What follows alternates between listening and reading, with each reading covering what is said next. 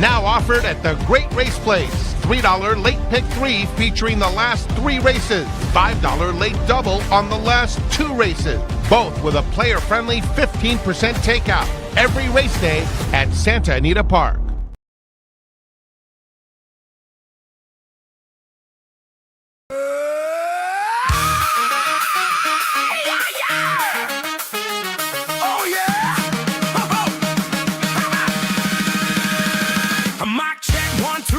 In the roar, we hit record and the vibes go warm. One says deep thoughts, the other says no. Now we're arguing if cats can and low. We spill the tea, we spill the wine. Have the stories it goes in half a mind. We laugh, we cry, we overshare too long. Podcast every now, just double the crutch. Double Trouble Live, with twice the mess. Double Trouble Live, no stress.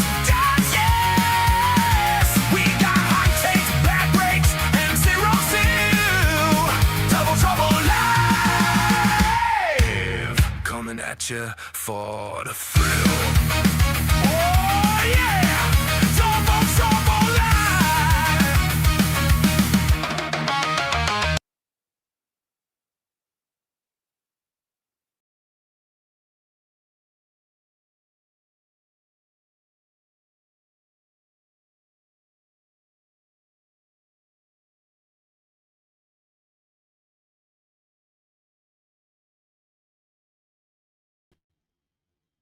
Free square on the bingo card. Mike, was you muted from the rip? Hello, everyone. Welcome to Double Trouble Live. What a great Sunday. It was a great day of racing yesterday at Santa Anita Park. DTL Crew, we welcome you. We salute you. I'm Frank Scattoni, and I am joined by the star of the show. I am just his mere humble sidekick, Ciaran Thornton. I think you're muted, pal. Yeah, sorry. I'm not in the studio, so I forgot I have to do that myself sometimes. How you doing? I mean, Justice, sorry. You asked me how I'm doing? Who are you? Yeah, I know. I'm still how I'm doing? You've never cared. I know. How I'm doing. That's true. I'm on cloud 9 after the win yesterday, so I'll be back to reality tomorrow. Well, are you able to speak about it, or do I have to tell everybody what happened? Because you look a little bit over the moon, man. What a day you had yesterday. No one listens. No one listens, and all the experts out there who don't do their research. And I was just telling, like, some people he was flat. I knew. Well, I watched a certain show, and I heard a bunch of people go, "It's hard for me to bet a horse that is 0 for 5 at the distance," and I'm like, "You clowns." Do you know 4 of those 5 were the Breeders' Cup turf? Yeah, we did. where we ran 4. One of them wasn't. Yeah. Yeah. And each time we were the best American horse. And I told you guys, it's the ride. If he's not on the inside covered up, he doesn't fire. He's just out for an exercise run. And got covered up and proved everyone wrong. And actually, Billy mentioned to all of us today, I guess Gold... more rarefied air for Gold Phoenix. He became only the 3rd horse in history, if you can believe this, Frank. Wow. To win a graded stakes race 5 years in a row. The other 2 horses, John Henry, you might have known that horse, and Forgo, 2 monsters. Hall of Famers. So, Hall of Fame horse. Yep. I mean, if you don't have a good case on that alone, you also have the Del Mar Handicap coming up. Might be the first horse in history who I think ever win a graded stakes 5 times in a row. But anyway, look, I'm the first to admit when I'm wrong. It's not that I didn't like Gold Phoenix. I just wanted him to prove it to me at 7-5. And turns out he went off at 3-1. He went off at a very good price. And at the end of the day, he should have been 2-5 because he absolutely destroyed that field. Like the margin of victory might not look like a lot, but no, that was a lot. That was easy. It looked easy. I mean, God. And it was steaming hot up there. And then this morning, the usual MO doesn't look like he had a race. So, like I said, 8-year-old. No, he's a 5-year-old. He doesn't know he's 8. He thinks he's 5 or 6. So it's going to be a good year. You know what, Ciaran? You couldn't say it enough on the show. And you're right.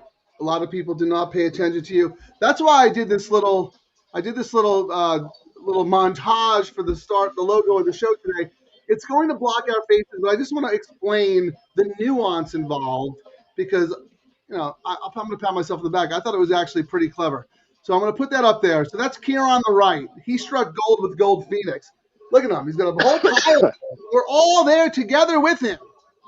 Well, guess who's missing out? Look at me to the left. I got my back turned on Ciaran. I don't want to hear him. I don't want to see him. I don't want to listen to him. It's full of nonsense. I'm ignoring him. And then, of course, Mark Gelding, the guy does, 10 minutes of manual labor and he's passed out drunk. So that's the point. The DTL Star strikes gold. So congratulations, man. That was just awesome. And you know what? I will be perfectly happy eating humble pie and taking the defeat there because, how good is he for the sport? What a great story, Gold Phoenix. And what's crazy is he still gets no respect. You know what I mean? Every time, the usual. He didn't run. Part of that is when he's the favorite, he loses. So then people get off him, and then he wins at a good price. It's hard to figure out for me anyway. Well, the thing is, you hear me talk about it a lot, and when I blame rides on jockeys, because I see it firsthand, and you can't discount a horse because of the rides. Go back. If you want to just see what I talk about, just go back and look at all the races that Gold Phoenix has lost, and it's usually, you'll look at this, and a tip, I was talking to someone yesterday, too. I was like, if you're ever doing your handicapping and you see a horse that's raced in Ireland, especially the fillies, but the male horses as well, when they come out to the States and they don't do well, when they've had a race or two here, always look at the race replays and see if they've been covered up. The Irish horses, especially the fillies, love to be covered up. And that's something you could add to your, handicapping thing when you're looking at race replays, when you see if one of those European invaders misfired. Was the horse covered up? And that might be an excuse, and it might help you find a really good price, going forward. Just a little tip there that we saw on Gold Phoenix. Got covered up, came with the monster run. Were you saying something? I was ignoring you again, like I did yesterday. All right, well, let's get down to business. Look, Ciaran, the international superstar, he was up at the races yesterday. He's at the San Diego Football Club soccer game today. So if it gets a little noisy, it gets a little noisy. Oh, look at that. It's not a bad view, huh? Not a bad view. Here. Oh, what a beautiful night, too. This is Matt Soria, Director of Operations, San Diego State Basketball. Nice. Selection committee. Beautiful. San Diego State should have been in, but they're all on vacation this year. With these garbage teams from the Big Ten and SEC, come on, really? Do we want to see the number 10 seed from the power leagues choking out in the first and second rounds? Come on. Anyway, all right. Let's get down to business, Frank. Yeah, let's get down to business. All right. The Ciaran fan appreciation portion of the show is now over. Now we're going to get to the Ciaran, give us another winner 2 days in a row, sweep all the low takeout wagers today. I personally thought that every race in the sequences were extremely difficult, but I'm very curious to see. It looks like here in the all turf, you kind of agree with me in this first leg because you're using everyone and their brother. Yes, these are Phillies, so sister.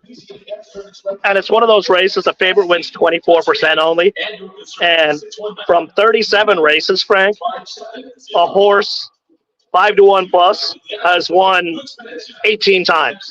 So historically, this race has chaos written all over it. And when you look at the horses we have in here, I kind of put OK Rose in top spot, and that was before Barrios rode for, really well yesterday. And to the point, on Friday, a lot of the guys are saying Barrios cold, he sucks, blah, blah, blah. And I kind of made him. No one said he sucks. He says he's that's all. But my argument was he wasn't kind of getting the mounts, and he was getting a lot of dirt rides, and he's really great on turf. Yeah, he's not been riding as much, and he's on the 3 here for Urton. 0 for 6, top last race speed, and this is a big jockey upgrade, and that's why I put that one in first. But I needed a price that wasn't crazy, so my second choice was the number 6 here, another jockey upgrade, and the horse faded, and it was like a rocket down the hill last out, second off the layoff. I thought this spot looks really, really good for this horse, and then after that, I just had to spread around. I'm with you. A little bit different, though. I'm going to put mine up now because I was very similar. I used almost all the same horses as you. I'm spread.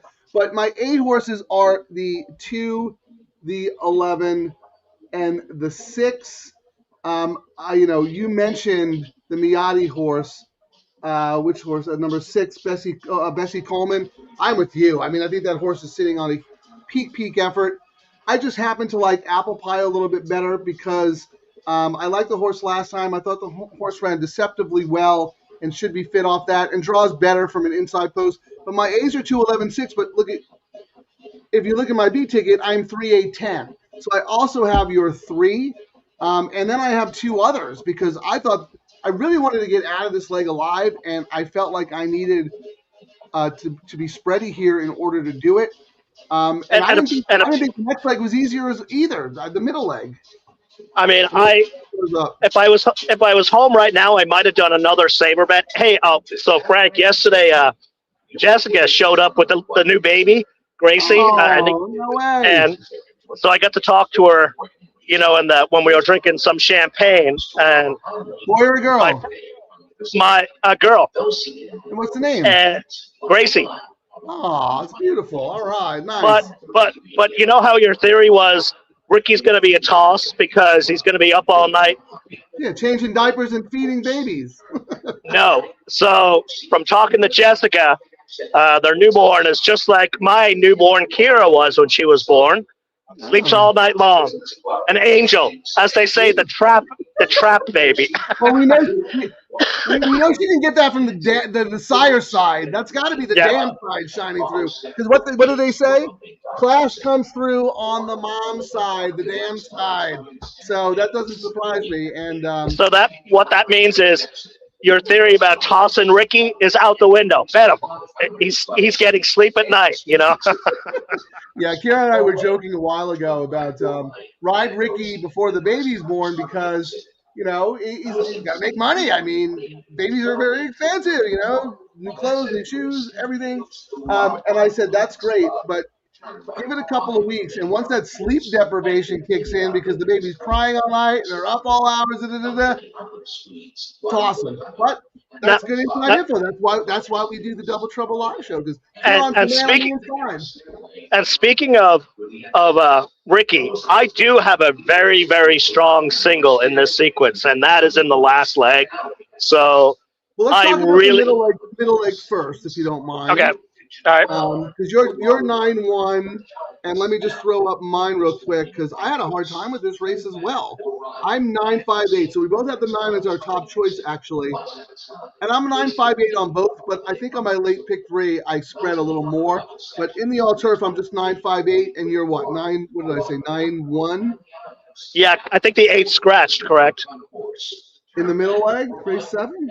Oh, did it? I don't know. I know I saw a scratch somewhere. I don't think so. I mean, I was like up doing all kind. There were like a lot of scratches I had changed, but that wasn't one of them. Okay. I went 9-8-1. I mean, how do I not use Irish Rebel? As on a backup ticket. I told Terry yesterday, Kieran's going to be Irish Rebel and our Danny Boy. I mean, if that isn't the Ciaran Thornton exacta right there. But if you told me I was only allowed to bet one horse in this race, it would be the 9, Maximum. The Ricky Perglat second career race. I thought the 7-2 morning line was crazy, even in this tough race. And I said it'll be a strong favorite, I think, and a possible single candidate on a ticket is how I approached it. Okay. Well, Ciaran, did you say you liked the 8 but thought the 8 was scratched? Because the 8 is not scratched. Do you want me to maybe I was. there? Yes. Do you want me to put the 8 in? Correct. Okay, let me add the 8. While I'm adding the 8, why don't you talk about your strong single on the last, because I want to make sure people have the ticket that you want up there. That number 2, Maggles McGee. Ricky's riding for Papa, ran second last out, going 6.5. I thought this distance today would be perfect, and again, I put very, very strong single candidate, and that's I like what I that horse usually. a lot too. Yeah. And then my secondary choice was the one that scratched, but I think you have the same sneaky one I had as well. If I was looking for a price in that race, it was the 7, Mike Smith for Hess, and he's already won on a long shot for Hess, first time routing, and this horse was trained by sheriffs recently, so Smith's riding. This is the reason I'd be, the sympathetic Smith's on. He's already hit for Hess, et cetera, et cetera. I thought I was being the wise guy there, but you didn't use the horse in your all-turf. I assume you have the horse in your double and your late pick 3. So we'll Correct, get to that yes. when we get to that when we start talking about that.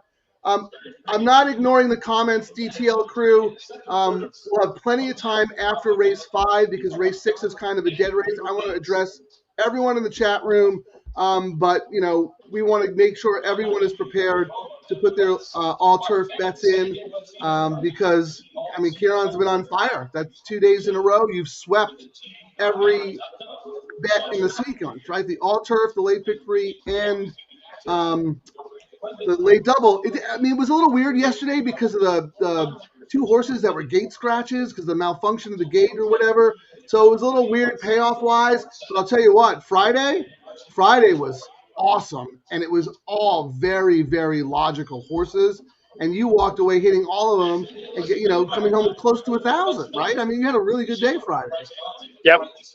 And then yesterday, and so we'll see what we can do today.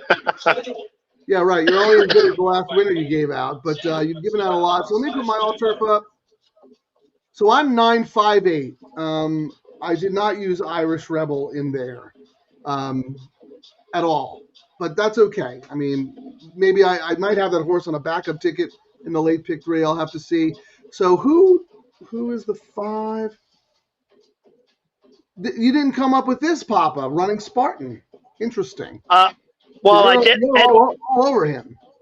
Well, Edwin for Papa, second off the layoff, cuts back after fading last, but I just like the other ones more, and I was just going to take a stand. Simple as that. Yeah, it sounds like you really have a strong opinion on the map, Mark Glatt horse, like the 9.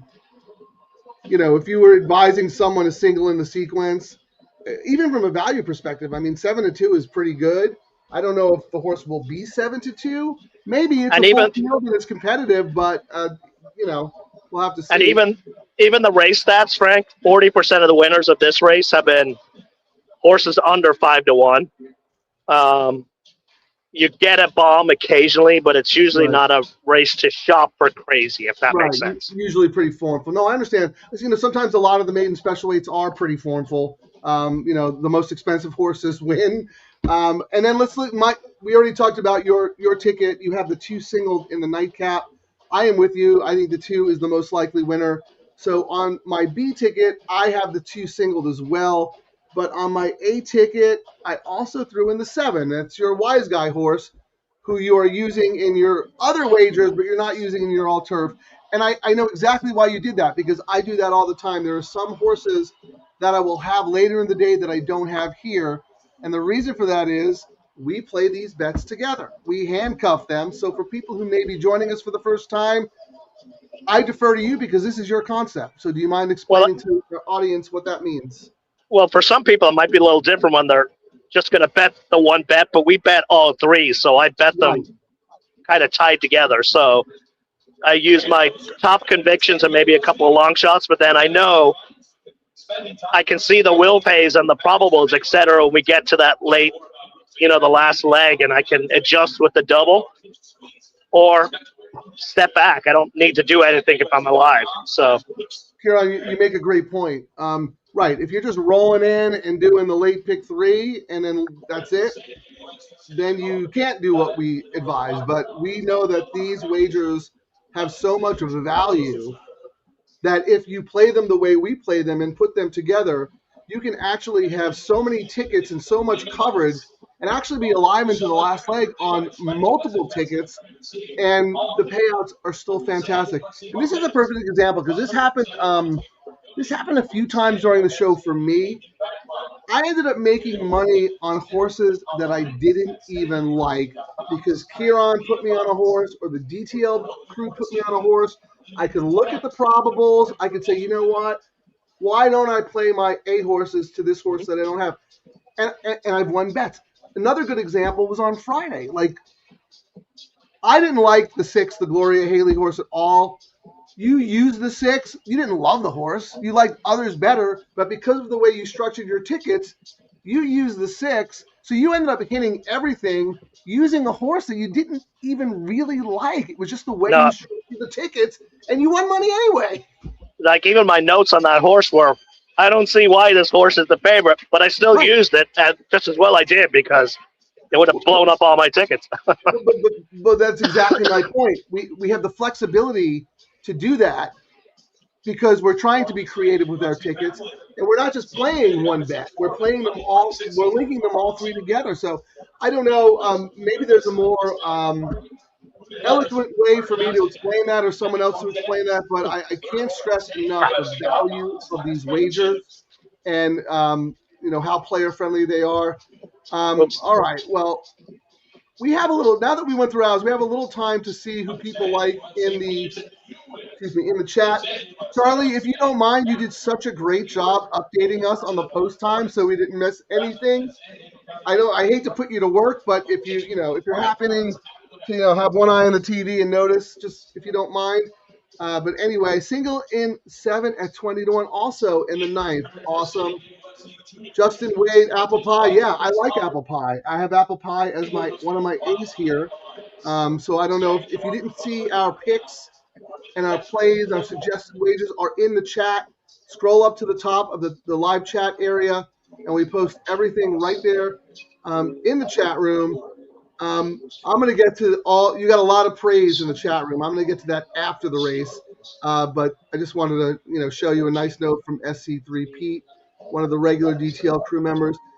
I want to see who people have and what they're live to. RDW, live in the early pick 5 to many. Yeah, he's spreading in here too. I mean, it's crazy how difficult that is.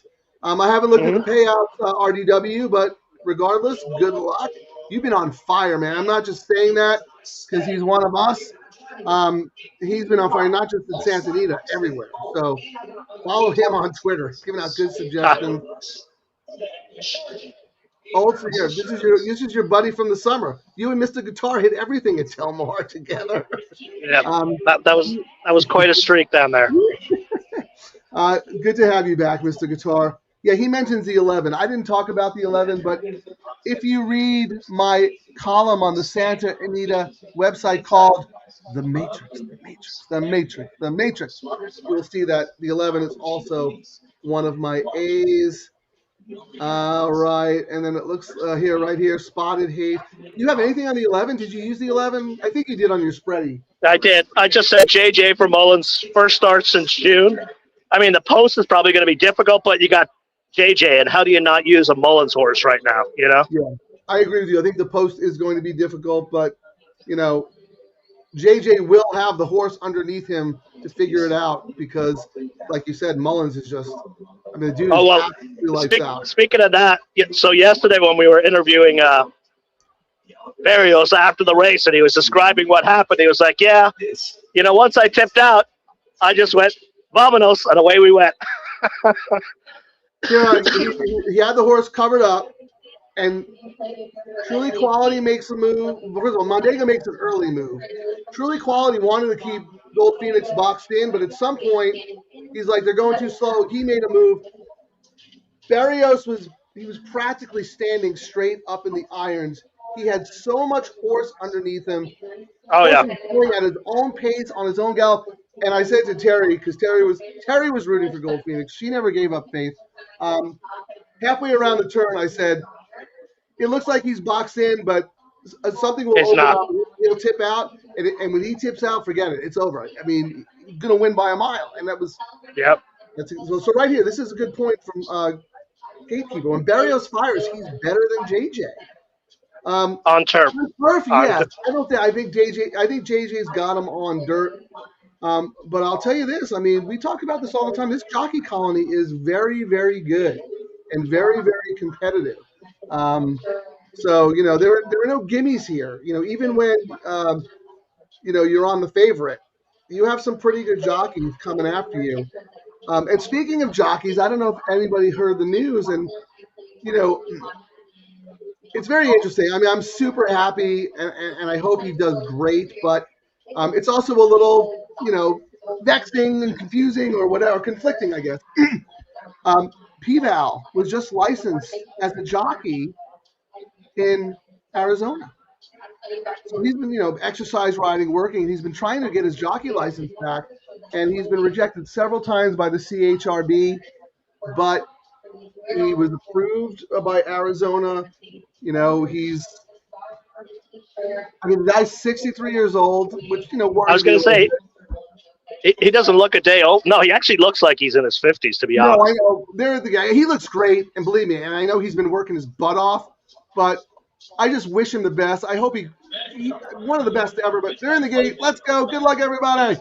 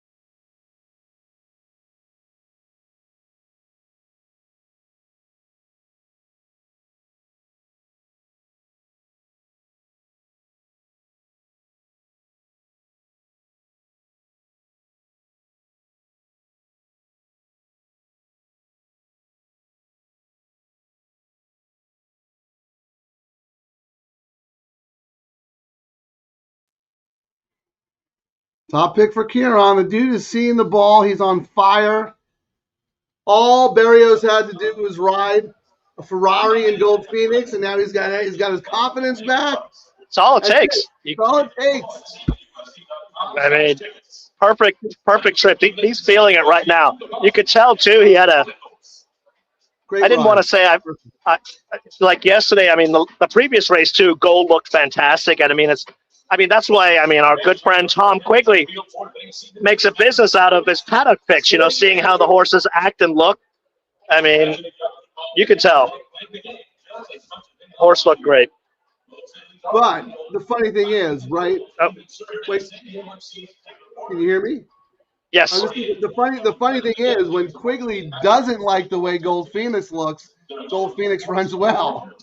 Well, yesterday I told him it was okay for him to like our horse. It's a long-running joke where he dissed one of my horses a few years ago, and every time he dissed it, she won. So, but yesterday I was like, it's okay for you to like Gold Phoenix today, Tom. Collect the money. Same with me. Whenever I don't bet one of your horses, the horse wins. So, you realize we do that on purpose, right? Because we don't want to jinx you. So, here, how about this? This horse looks best. Quigley has spoken! Well, you were up there hanging out in the loading room yesterday. You were hanging with Quigley and Leo and, all the guys. Was Radar Rob there? No, he was not there this weekend. I even played in the tournament. I came 10th. I should have won it. One misstep in the tournament, I would have got my NHC seat yesterday, but the handicapping's there right now. I came back from Vegas with a vengeance. As I said, saw what I wanted to change in my handicapping, so made that adjustment. See, I love Ciaran. I know how good of a handicapper is, how good of a handicapper that he is, and all of the great work he's done on this show. But he puts a little too much pressure on himself sometimes, and he got butthurt again because Chappie asked me back on the show instead of him. So this is how I motivated him. I made this little thing up, and now he's gonna punish me today because I got another video I want to show you. This is just a meme.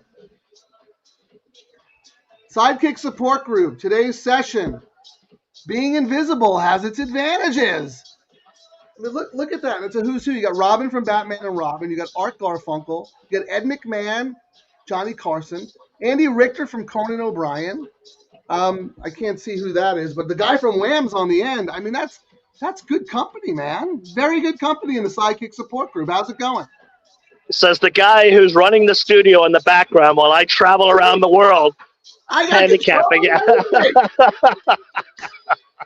Well, you can't be the star. You can't be the star of the show if you're, doing 18,000 other things, man. No, it's called the talent, is what it is. Just like we called it at Del Mar, the talent. Well, that's what I said. I was talking to Terry about this last night. And I'm like, I can't tell if Ciaran's joking or if he really believes that he's the sidekick. I'm like, you could ask anyone who sees this show. Would anyone ever consider Ciaran the sidekick? It would never even cross my mind. So that's a you problem. That's not a DTL problem. But I'm the first to admit when I'm wrong. I was wrong about Gold Phoenix. Ciaran, my handicapping has been spot on in every race except for the pay leg. When it matters the most, I'm running second. I'm going through the same streak you went through at Franklin Park, and it's driving me nuts. We all go through it. It's annoying. It's annoying when it happens, but, I mean, the one thing, I think when I had that blow-up, it's one thing we're just picking bad horses. It's another when you just have bad rides or your horse gets blocked or the saddle slips, or a stray horse runs into your horse kind of thing, and you're like, that's when you're like, I had the handicappings there, and I still can't get paid. It gets annoying. You are 100% correct. I would rather pick a horse who just wasn't good and I was wrong than then be right and then have something go wrong or get unlucky or get beat on the line by another horse. That's very frustrating, and I'm going through that right now. So Ciaran is the reigning champ, but also Gold Phoenix. I always like to nag him and whatnot, but here I'm gonna man up. This is for my fellow sidekicks everywhere. Who's the sidekick now, Frank? Who's the sidekick now, Frank? This is for my fellow sidekicks everywhere.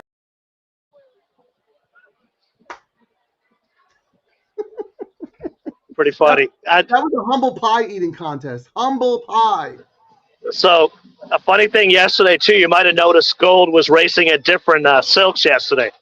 So, Billy tried to shake stuff up. He's like, you know what? I'm taking the little red feather silks off. We're going to put the agave silks on and see if that changes things. It actually looked really good on him. The silks look good with his gold coat. I mean, so I think that might be a new. Here's the thing. I think he's going to stick with the silks until he runs a bad race. I mean, why would you take them off now, right? Yep. I mean, everyone put their ego aside. I mean, he ran. I didn't see what the speed figure came back with, and I don't really. We got a 96, Frank. That's pretty good, actually. I don't give a lot of credence in speed figures. No, it was a 96, and he wasn't full out. You know what I mean? And that's 96 at a mile and a half. Come on. Yeah, no, that's what I'm saying. That's terrific, actually. I mean, he might have the best year ever if he stays in form like that. That's crazy. It's also as soon as he's been back with 2 races in a row, right? Usually a little more for him to come back. Last year, that race yesterday, was his first one off the bench, and it was also, if you don't remember last year, you thought the rain was bad. Last year the rain was horrible with canceling training last year because all the storms last year were rolling in on Saturday, Sunday, Tuesday, Wednesday, and screwing up all the training schedules of the horses. All right, well, this is the dead race. We have race 6. Both of us are alive in the first leg. Ciaran is alive because the 3 was his top pick. Well, here, you can go through the comments while I go get a drink because it is an open bar, so I'm going to go get a drink and I'll be back. Right. He's got a sidekick complex. Meanwhile, he doesn't care about only there's no show with our audience. So DTL Crew, I salute you. I'm going to go through all the comments from the start of the show all the way up till now, and then we can talk about some other stuff. So RDW, right off the rip, what an intro. Love it. Thank you so much, RDW. Your contributions are so appreciated. I can't tell you that enough. See, he's going to miss all the compliments. Steve D'Amico, thank you. Congrats on Gold Phoenix win. Texas Terry, always. President of Ciaran's fan club, loves Gold Phoenix. LD, congrats. He put GPT, like Chat GPT, but it's actually GFP. So I think that was your autocorrect, Larry. But of course, over under on cocktails. Well, he went right to the bar there. So there you go. LD, thanks for all your support and everything you do. Always love having you on the show. Again, Steve D'Amico, what a horse. Was the same parents? I'm not sure what that means, but thanks for joining us. LD's right back. Too bad GP is gelded. Can you suggest the first horse to get reverse surgery? I don't know. I mean, I think Gold Phoenix, after he's done racing as a thoroughbred, I keep telling Ciaran, turn him into a steeplechase horse. He can run 3 miles over jumps. I mean, the horse is a beast. He can run all day. He's got a big, beautiful frame, but he's also very athletic. Texas Terry, welcome all to Sunday service with Double Trouble Live. Here's our man Charlie. Helped us out with the post times the other day. Really appreciate it. Let's see if he's alive. Wow, good job. Signal the 3 on 1 ticket. Has the 3 on a backup ticket as well, and on a 3rd ticket. Charlie's looking really good right there. Good job. Yeah, Steve, I thought it was a very tough one too, but apparently, if you listen to Charlie and Ciaran, it was, easy peasy with the 3. I'm not that good, I guess. I don't know. Jeff, thank you for joining us. Nice weekend, Ciaran. Let's keep it going. We already got through Gatekeeper. This was a good comment, Gatekeeper. Thank you for joining us. Yep, Spotted Haze was one of my top picks as well. Didn't work out.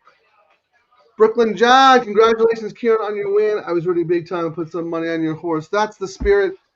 John, I owe you $10 because A&M got ousted in the tournament by Houston again, their nemesis. So let me know if you want me to Venmo that to you or if you want to just settle up at Del Mar. I'll do whatever you want. Send me a private message on my email. Ocho in the house. So nice of you to join us. We always love having you. And, hopefully we'll get to see you soon in Southern California. So that would be really nice. The contributions are always really appreciated. Thank you so much. Here's Charlie reiterating what Ciaran said. Those were all state races. He said, paid a huge 840. Yes, overlay. Every time the horse is ignored, he wins. So Ciaran should thank me because every time I bet against him, he wins. I do that on purpose just to help him. Bet the double I usually do. All right, nice. Good job, Charlie.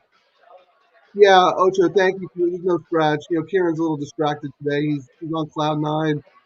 Mr. Guitar did not use the 3 there.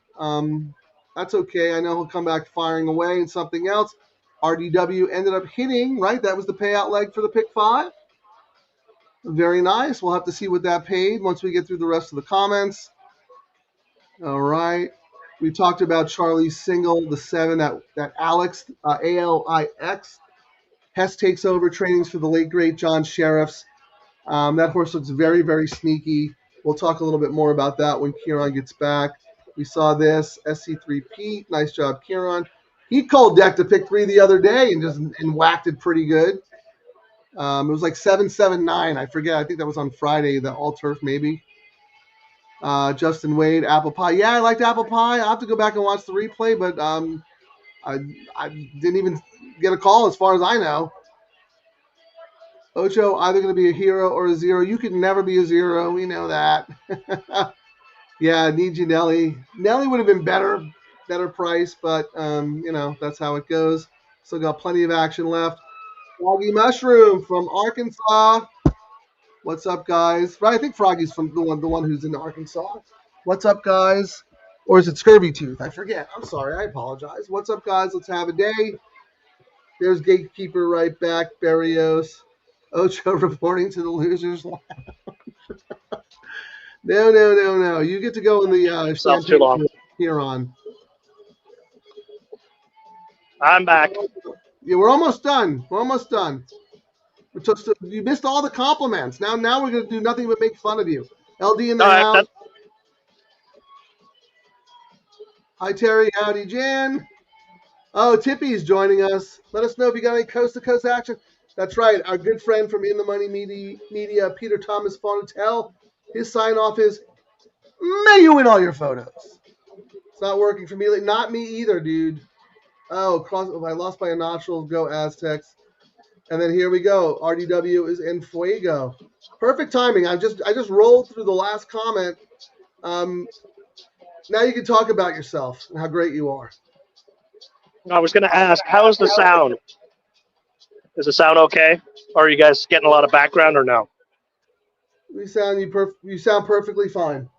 Okay. If it gets bad, I will say something and I'll tell you to either mute yourself or I'll take you out of the studio temporarily. But what time does the game start? Another 30 minutes. Do you have to leave us when the game starts, or are you going to broadcast through the game? No, I'll go through the game. There you go. See, that's why he's the best sidekick a superstar could ever have.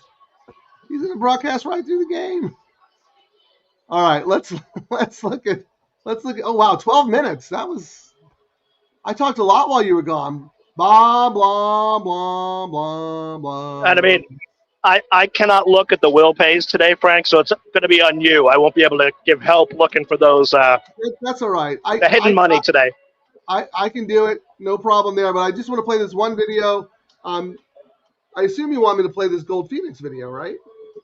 Oh, that's right. I forgot to put that on there. Yeah, let's play that now, and then we'll start talking about sneaky money and whatnot, because after race 6, we got to get serious with the late pick 3 and the late double. Woohoo! Here I come on this golden snake! Whoa, look at you go! Trouble's here to win!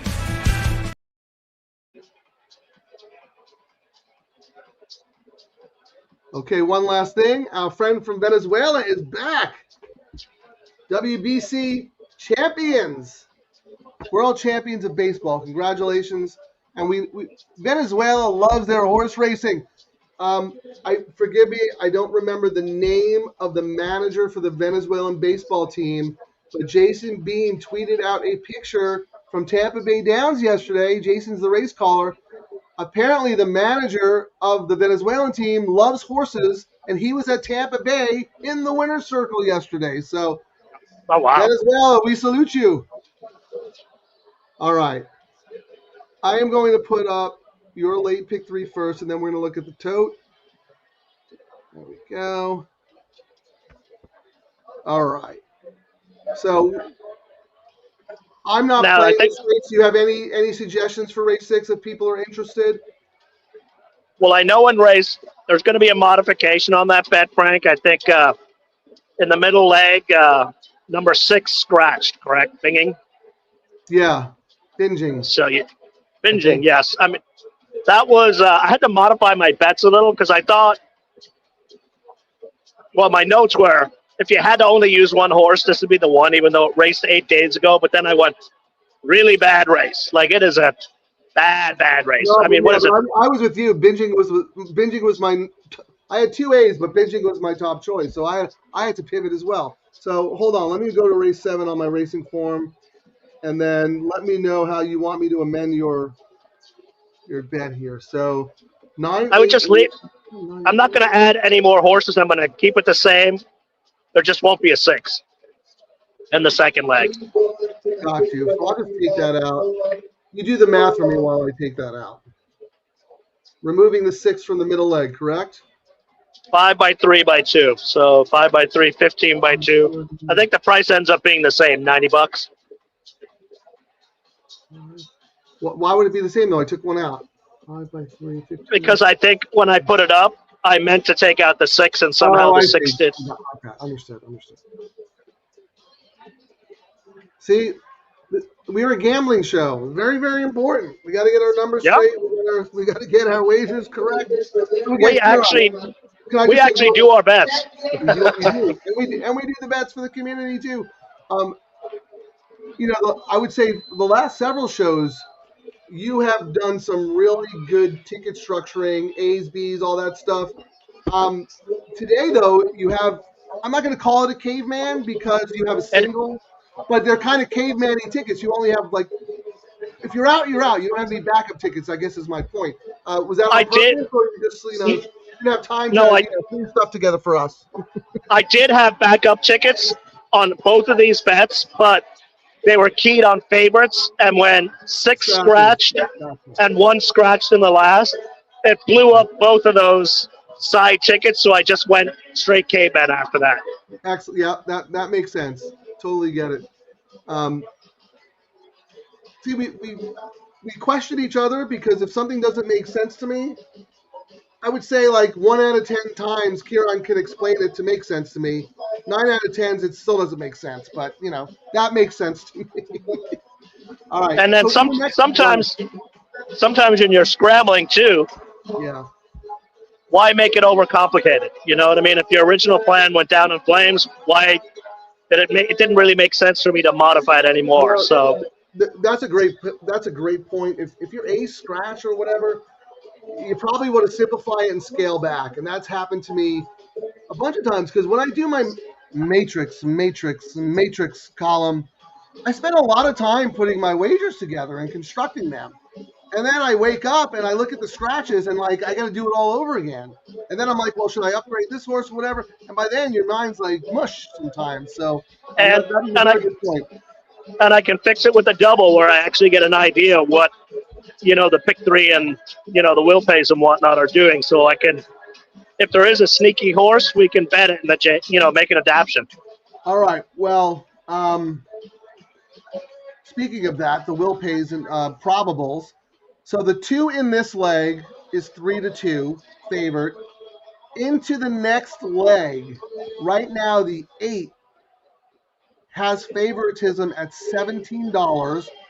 And then to your point, Ciaran, how tough that race is, you have 1, 2, 3, 4 horses at like $27, $28.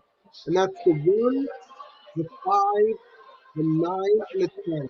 So it looks like 1, 5, 8, 9, 10 are the live horses in the double into the next leg. So that's race 7. The 10 is the interesting one. My notes were simply just no. Gray's boy, I just said no.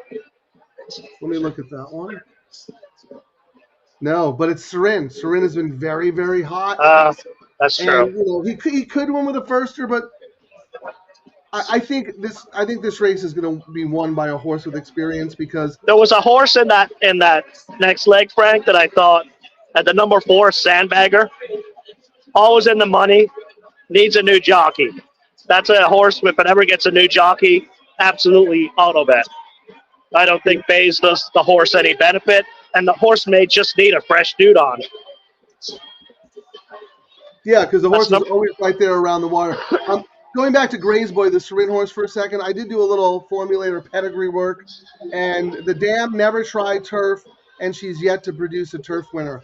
So my takeaway from that is that Ciaran was using this as kind of a public workout, get a race under the horse's belt, and then maybe next time on dirt. But that is interesting that the horse is taking that kind of money to the point where almost the same as other horses who look way better, What is the 9? What is the 9 paying? Nine's with the 2 to the 9 is $27. I thought the 9 would be a slam dunk I know. lowest price. I mean, Broheim I get because of the drop and whatnot, but yeah, I mean, I don't know. I mean, I will say Broheim, you got J.J. McCarthy dropping. The trailer's 27%. And gelded. First time gelding is sometimes like the magic pill for some of these horses. Yeah, and then dropping for the tag for 50. Just let me check on time. 4 minutes. Let me see what Optics EQ has into race 7 in terms of their imputed odds. Irish Rebel, same 5-1. Running Spartan, the one that I liked a little bit, lower than the morning line, 4.77. Broheim, 3-1 on the morning line, 7-2 in the imputed odds. Maximum, yeah, they have Broheim as the favorite right now. And Gray's Boy, yeah, same thing, like almost 6-1. So right around that morning line there. So, nothing funny here. I don't know. What you may have already said this, but can you say it again if you did? The stats on, you said it's pretty formful, right? Over historically, this maiden 50 is historical. Favorites win 40% of the time and are under 5-1. 40%? Occasionally, 40% favorite wins and under 5-1, and then occasionally a long shot will win, and it's a long shot that's 10-1 or more. So when a long shot wins, it's a crazy long shot. Right, like a Turfway Park kind of long shot that nobody has. So my notes were chalk or crazy price race history. How about this, Jeff? FYI on FanDuel, all of the hosts are selecting the late pick threes. Can't say I've noticed that before pushing the bet. Actually, yeah, last week they gave us a shout out and said that we have been embracing the wager and that they are going to help push it as well. So they talk it up all day. And I don't know, last Sunday we had 408,000 handle in the late pick three pool. That was a Santa Anita record. Best pick three handle ever. So we'll see what it does today. But yeah, heck, FanDuel wants to push it. That's great. The more money in the pool, the better for the players. I think it's fantastic. And eventually these other tracks, other than Santa Anita and Del Mar, will wake up and go, wow, we get a bet that makes the gamblers happy, and we can make a lot of money on it. I mean, I don't know. Would you rather have 20% of an 80K pool, Frank, or 15 of $500,000? But the problem is, as you see with another track that actually is doing it right now, they're not promoting it. They're not marketing it. No one knows about it except the work that we did for them. You know what their double pool yesterday? An 11-race card, full fields. They had a big stakes race. The late double handle was $40,000. Oh, that's embarrassing. It's shameful. It's shameful. That is embarrassing.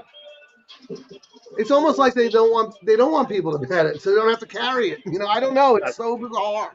But yeah, I mean, if you're going to implement a new bet, you need to push it hard. Push it real good. All right, how many minutes to post there, Frank? It's 0 minutes, but they're not even at the gate yet, as far as I can tell. But if you want to pop off, you can pop off. All right, I'll pop off for a minute. Yeah, I'll pop off too as soon as they get a little closer to the gate.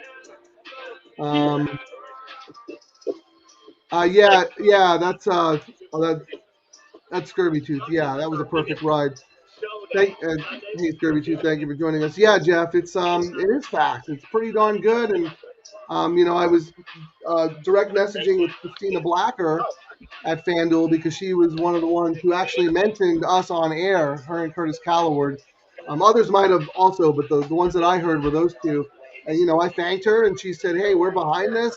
If we can help, let's do it. So big shout out to Christina, Curtis, and everyone else at FanDuel who, received the message loud and clear. The work that we're doing here at DTL Crew, it's making a difference. It's making a difference. So we can't do this without you, and certainly there's no show without you. So very, very important. Real quick, again, let me look at the double pool because they're still not at the gate. The 8 now is $13, and the second favorite is $22, and that's the 5. So in terms of favoritism, it goes in the next leg 8, 5, 9, 10, and 1. If anyone has any pedigree chatter about any of the firsts in here, please put it in the chat. We don't have time to talk about it now because they're heading to the gate, and I know I'm a minute behind everybody else. So good luck, everybody. We'll be back. Let's get out of here alive. Let's go.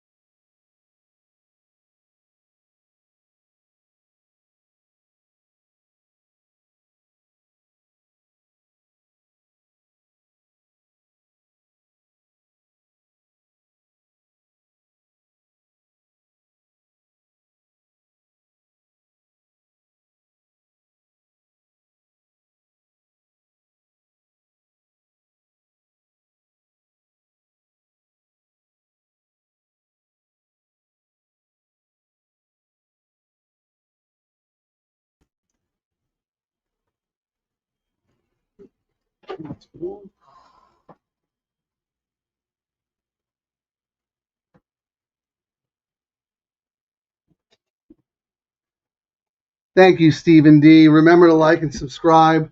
I wish I had I wish I had put that up while the race in progress thing was on, but I think I'll do that next time. I appreciate it. Yeah, Ciaran and I, I think we do a lot of things really well. I think one thing we do horribly is telling everybody out there who's watching and aren't a subscriber and listening, just like and subscribe. If you don't have a YouTube account, you can make some anonymous one. if you subscribe, you'll get alerts, notifications, all that stuff. You won't miss any shows. You'll know about all of them. And also, again, I failed to mention this on the other show, but if you're watching on the Twitter feed or the X feed and making comments, a lot of times those comments do not show up in the live chat. So I don't want you all to think that we are ignoring you. We are absolutely not. If you want to engage and participate in the show, and we would love for you to do that, because that's my favorite part of the show. Ciaran can't stand it because it's not about him, but that's my favorite part of the show. So join us on YouTube, watch us there, same thing. So we appreciate you. And speaking of Ciaran, he got disconnected, so I don't know what's going on. I'm back.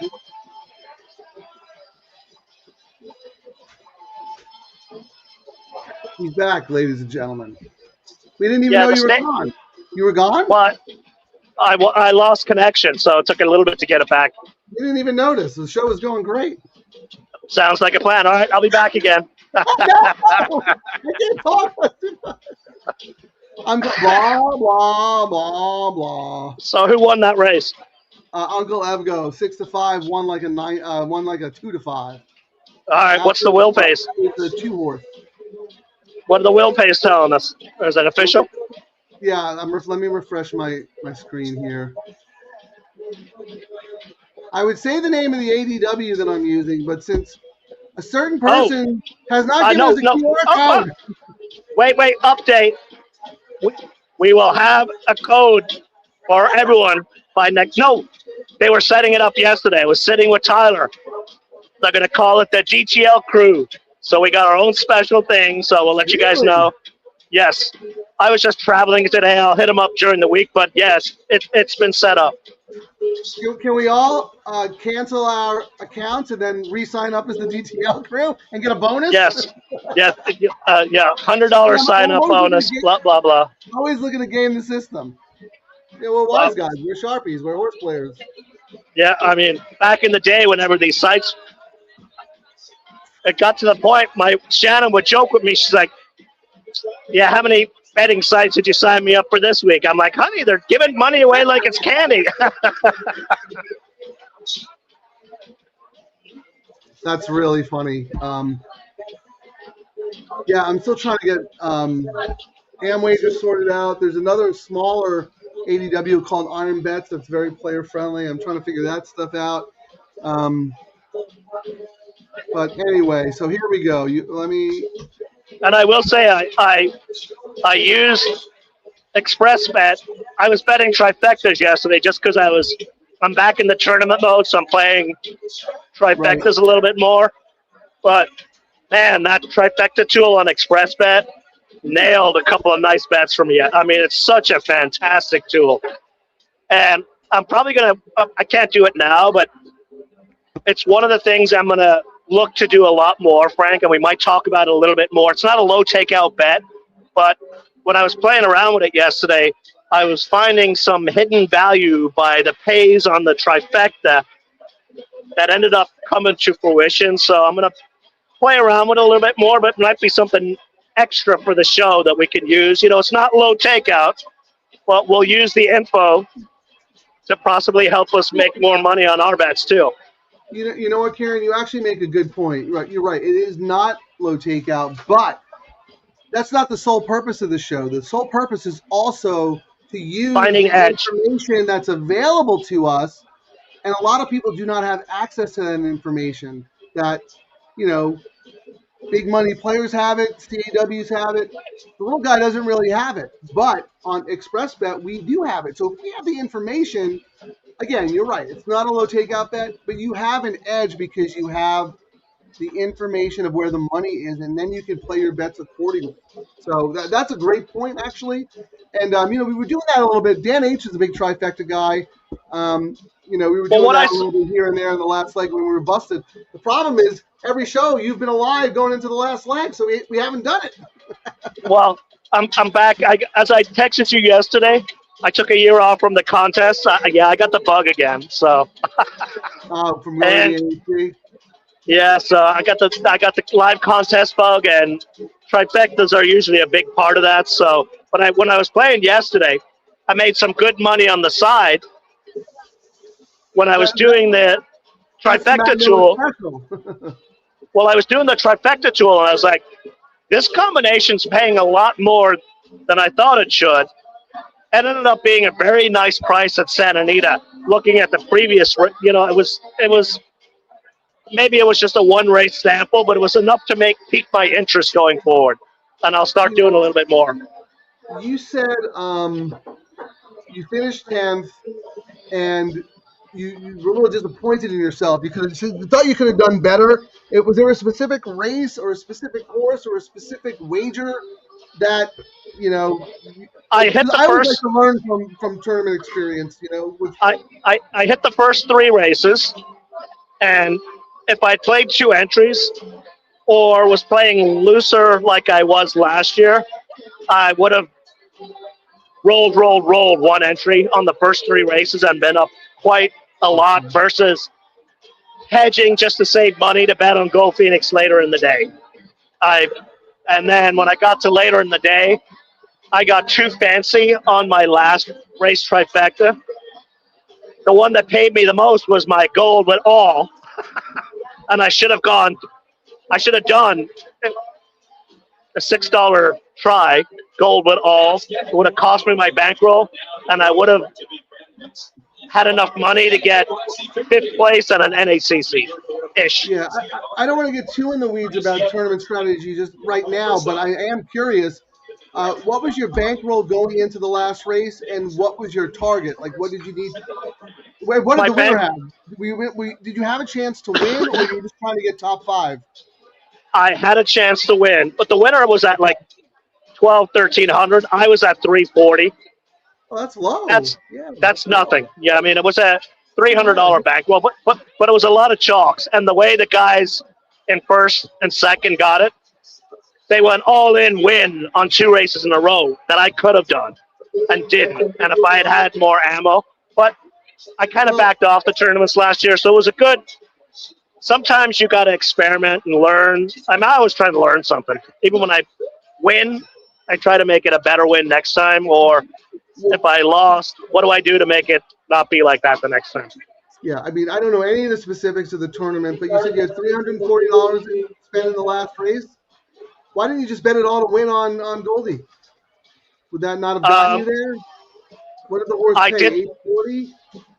He was 7-5. I was down in the paddock, and I did my bet beforehand. And when I finally looked up, I was like, "Oh my word, he's 3-1. I should have just done the win bet, but I wasn't going to change." One of my things is, once I make the bet, I don't go back and change because you know what happens when you change it. I was like, I'd rather win the race than the contest. So, you know what? I think being at the track with your horse may have cost you because I just did the math, and believe me, this is not a criticism at all. I'm just walking it through.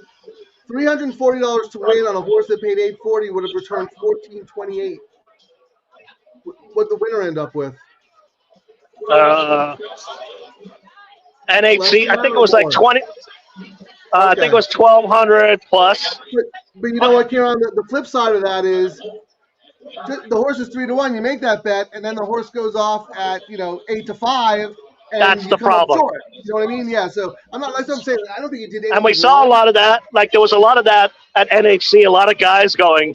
They were like, "My word, I bet this 12-1 shot at the gate, and it was at Fairgrounds was like nasty, and the horse wins, and he was like 9-2, and you've done your math, and like, oh my God, I could have used that on a horse that actually went off in the next. That's the problem with that. So I agree, but we're lucky though. At least at Santa Anita with the 2-minute cutoff, it wouldn't be as drastic, but it could still be low enough to price you out of a top 5 spot.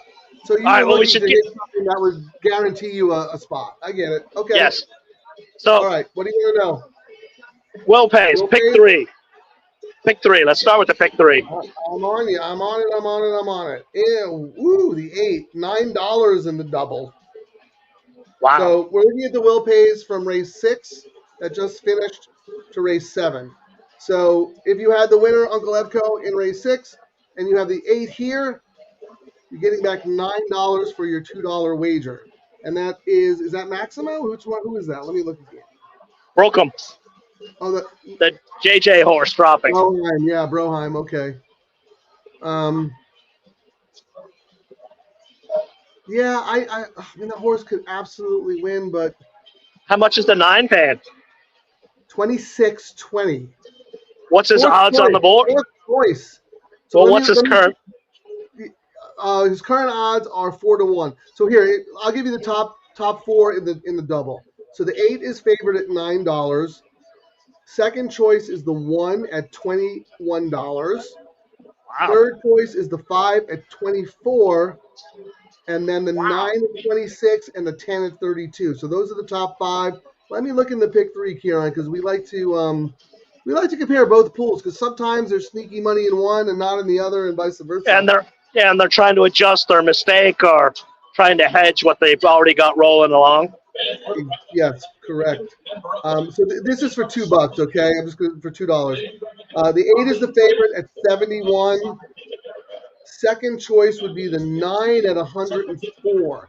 So the 9 took more money in the pick 3 than the double. And we've seen that money is usually a little bit smarter, right? Right? Yes. Yes, indeed. Yes. And then the one is 100. I'm sorry. So the 9 is 104. The 1 is 135. And then in the pick 3, the 10 is kind of dead, 300. So I don't care if the 10 took money in the double pool. He didn't take money in the pick 3 pool, so I'm going to let that horse beat me. He's 12-1 on the board. And what the double pool might be, and I do it myself a lot, if you've got a horse racing, you do the double to maximize your odds. So it might be barn money, owner money, you know what I mean, on that 10 that is not as sneaky. They didn't bet it in the pick 3, and not a lot of owners will. So maybe it was someone who loved Uncle Evco and just wanted to make sure they were going to get extra one on Uncle Evco in the double or whatever it is. So here, Donald Thompson needs a winner, Ciaran. Give him one. We got 3 races left. Give him a guaranteed winner. Doesn't have to be this race. 2 in the last, right? Maggles McGee. How do you not bet a name like that? Come on, put Ricky on it. And we could also get a Ricky double. We could get that's race 8. Ricky to start the pick 3 and Ricky to end the pick 3. Look at 9. That's awesome. So yeah, Donald, thank you for joining us. We're really more about ticket construction and a little bit of high-level wagering strategies. But if you need a winner, you come to the right place. I agree with Ciaran. I think the 2 in the last race, out of these 3 races that we have remaining, is probably Frank, the best. if he needs a winner, can you pull up Mark Gelding's ticket video? That'll tell him. This is a good bet. Thank God you mentioned it. Guaranteed win right here. Here it comes. Guaranteed winner or your money back, right? He does money back guarantee. Here you go, Donald. This is for you. Hey, everyone. I've got my picks right here. Race 7, all. Race 8, all. Race 9, all. Trust me, this is the winning ticket. See you in the winner's circle. Remember? He said and he won that day, too. He doesn't know. Yeah. I think, does he have today off? Did he party too hard yesterday? I mean, that's okay. I had some stuff done, but it needed more work, and I was like, I'll save it for next week. He's allowed a day off. He's been working pretty hard for us. Plus, I heard he's going on right away when he got arrested for trying to cash Dylan Donnelly's big check. He actually went on strike, is what I hear. We'll have more updates during the week. He's saying he's not getting paid enough, so we'll have to see. Really? Stay tuned. Who is he talking to? Who's putting ideas in his head? He's hanging around on X and listening to all these people, so I don't know what's going on. Well, let me see this. Well, look at what this idiot's trying to do. Come on, Kelvin! Woo! Yes! This is life-changing. Thank you so much. Ciaran and Frank, thank you for teaching me nothing I know about horses. Dylan, nice try, dude, but I am the king. Hey! What the f*** out? Get off me! Mark Gelding signing off. Back to you two clowns in the studio. That was from the other day, by the way. I don't know where he is today, but you know what? If he's got How many a minutes? grievance, tell him to follow with HR. How many minutes to post? I'm going to put up your pick 3 there. We've got 9 minutes. We got plenty of time. So let me look at the tote for you. Broheim is the 9-5 favorite. Irish Rebel and Maximon are co-second choice, both at 4-1. And the 5 who I liked is 5-1, and then everybody else is double digits. Dan Bagger's 7-1. So I mean, I think the board's, other than 9-5 on Broheim, I think the board's okay. I don't want 9-5 on Broheim, but I guess we'll see if that money is right or not. Because that horse is hammered in the double. $9 in the double. Like, that's crazy. Crazy. So Ciaran, real quick though, let's see, because this is also the middle leg of the all turf, right? So I wrote down what I'm alive to. I'm alive to the 9-5-8 and then the 2. So let me see if hopefully we're alive to the same horses here. This is so that that's my let me just check. My all turf, that second one for me is alive. 9-5-8, and then I'm single to the 2. So I'm happy with that actually. And Ciaran's all turf. I'm 9-8-1, I believe. You have the 3 right there. I almost think like if that scratch didn't like mess you up, and if you weren't going to the game, I think you probably would have like 2 other tickets with the 3 singled to spread. And just as a side note, Frank, you'll see on my ticket, I have Broheim as my 3rd choice in here. I'm all about 9 and then 1 and then 8, or whatever it means to anyone. I think it means a lot because you're 9-1-8 and I am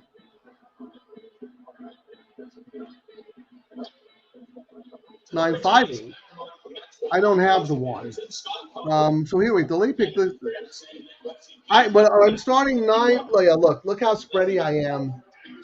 This goes back to handcuffing, right? I don't have the 1 and the 4 in my all turf, but I use those 2 here because if they win, I can move forward. You know. Right. And then I came back and played again with my 9-5-8, 9-5-8, and then you're starting it just with the 9-8-1. And that's So if you're wrong about this race, Ciaran, you're out of everything, and you just come now. back. If I was at home, my other ticket, Frank, I'd go 9-1 in this leg. Actually, no, I'd probably just go 9 in this leg. Well, Ciaran, if you have a suggested bet, let's put it up. I mean, if you think I would do 9 in this leg. Hold on. I'm going to put Ciaran revised suggestion. Revised suggested, because you're not playing it yourself, but L pick 3. Okay. You would do a $3? Correct. Okay. Okay, go ahead. I would do 9 all 2 as my backup ticket. 9 with all with 2? With 2, yes. Okay. You know how many horses are in that middle? There's 11 horses. So it would be a $33 hedge bet with a little bit of emphasis. The horse I really liked in that leg, Scratch. So if I'm going to do 6 or 7, I may as well go all and see if it really is the chaos race. Yeah, so just so people know, Ciaran is not playing this bet. He's at the game. He's distracted. He's doing other stuff. Plus, he's alive on his tickets anyway. But he is suggesting this for people who might want a little more coverage, using his top pick in this leg, all in the next, and then singling the 2. I mean, you know, you built your day around the 2, and I really like that because there are a lot of horses so far this meet that I've liked more than usual, and I've tried to build my day around them, and I've been wrong about every single one of them. I think it's one of these. I mean, I'm okay spending that money because, my word, we've seen what these pick 3s have been paying over and over, Frank. They're like, it is the best bet in racing. Even when you get a couple of prices in, it's paying really good money. I agree. So, Ciaran, Ocho wants you to talk about your single in the last, the two. I like the two. I like the two also, Ocho. But you know what? She probably already read The Matrix, Matrix, Matrix, Matrix. I thought Ricky for Papa, and if you missed earlier, Ricky is getting lots of sleep. He's a happy newborn dad. he's he's got bills to pay, Gracie is an angel. and ran second, going 6.5. I thought the distance was perfect, and my notes were very, very strong. Single candidate, and in a race like this, it stood out.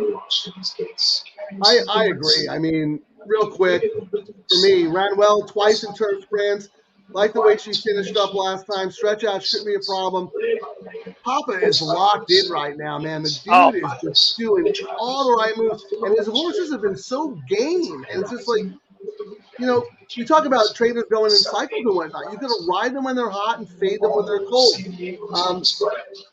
I wouldn't be surprised. I know there's other speed in the race, but I wouldn't be surprised if Ricky put this horse on the lead and wired the field.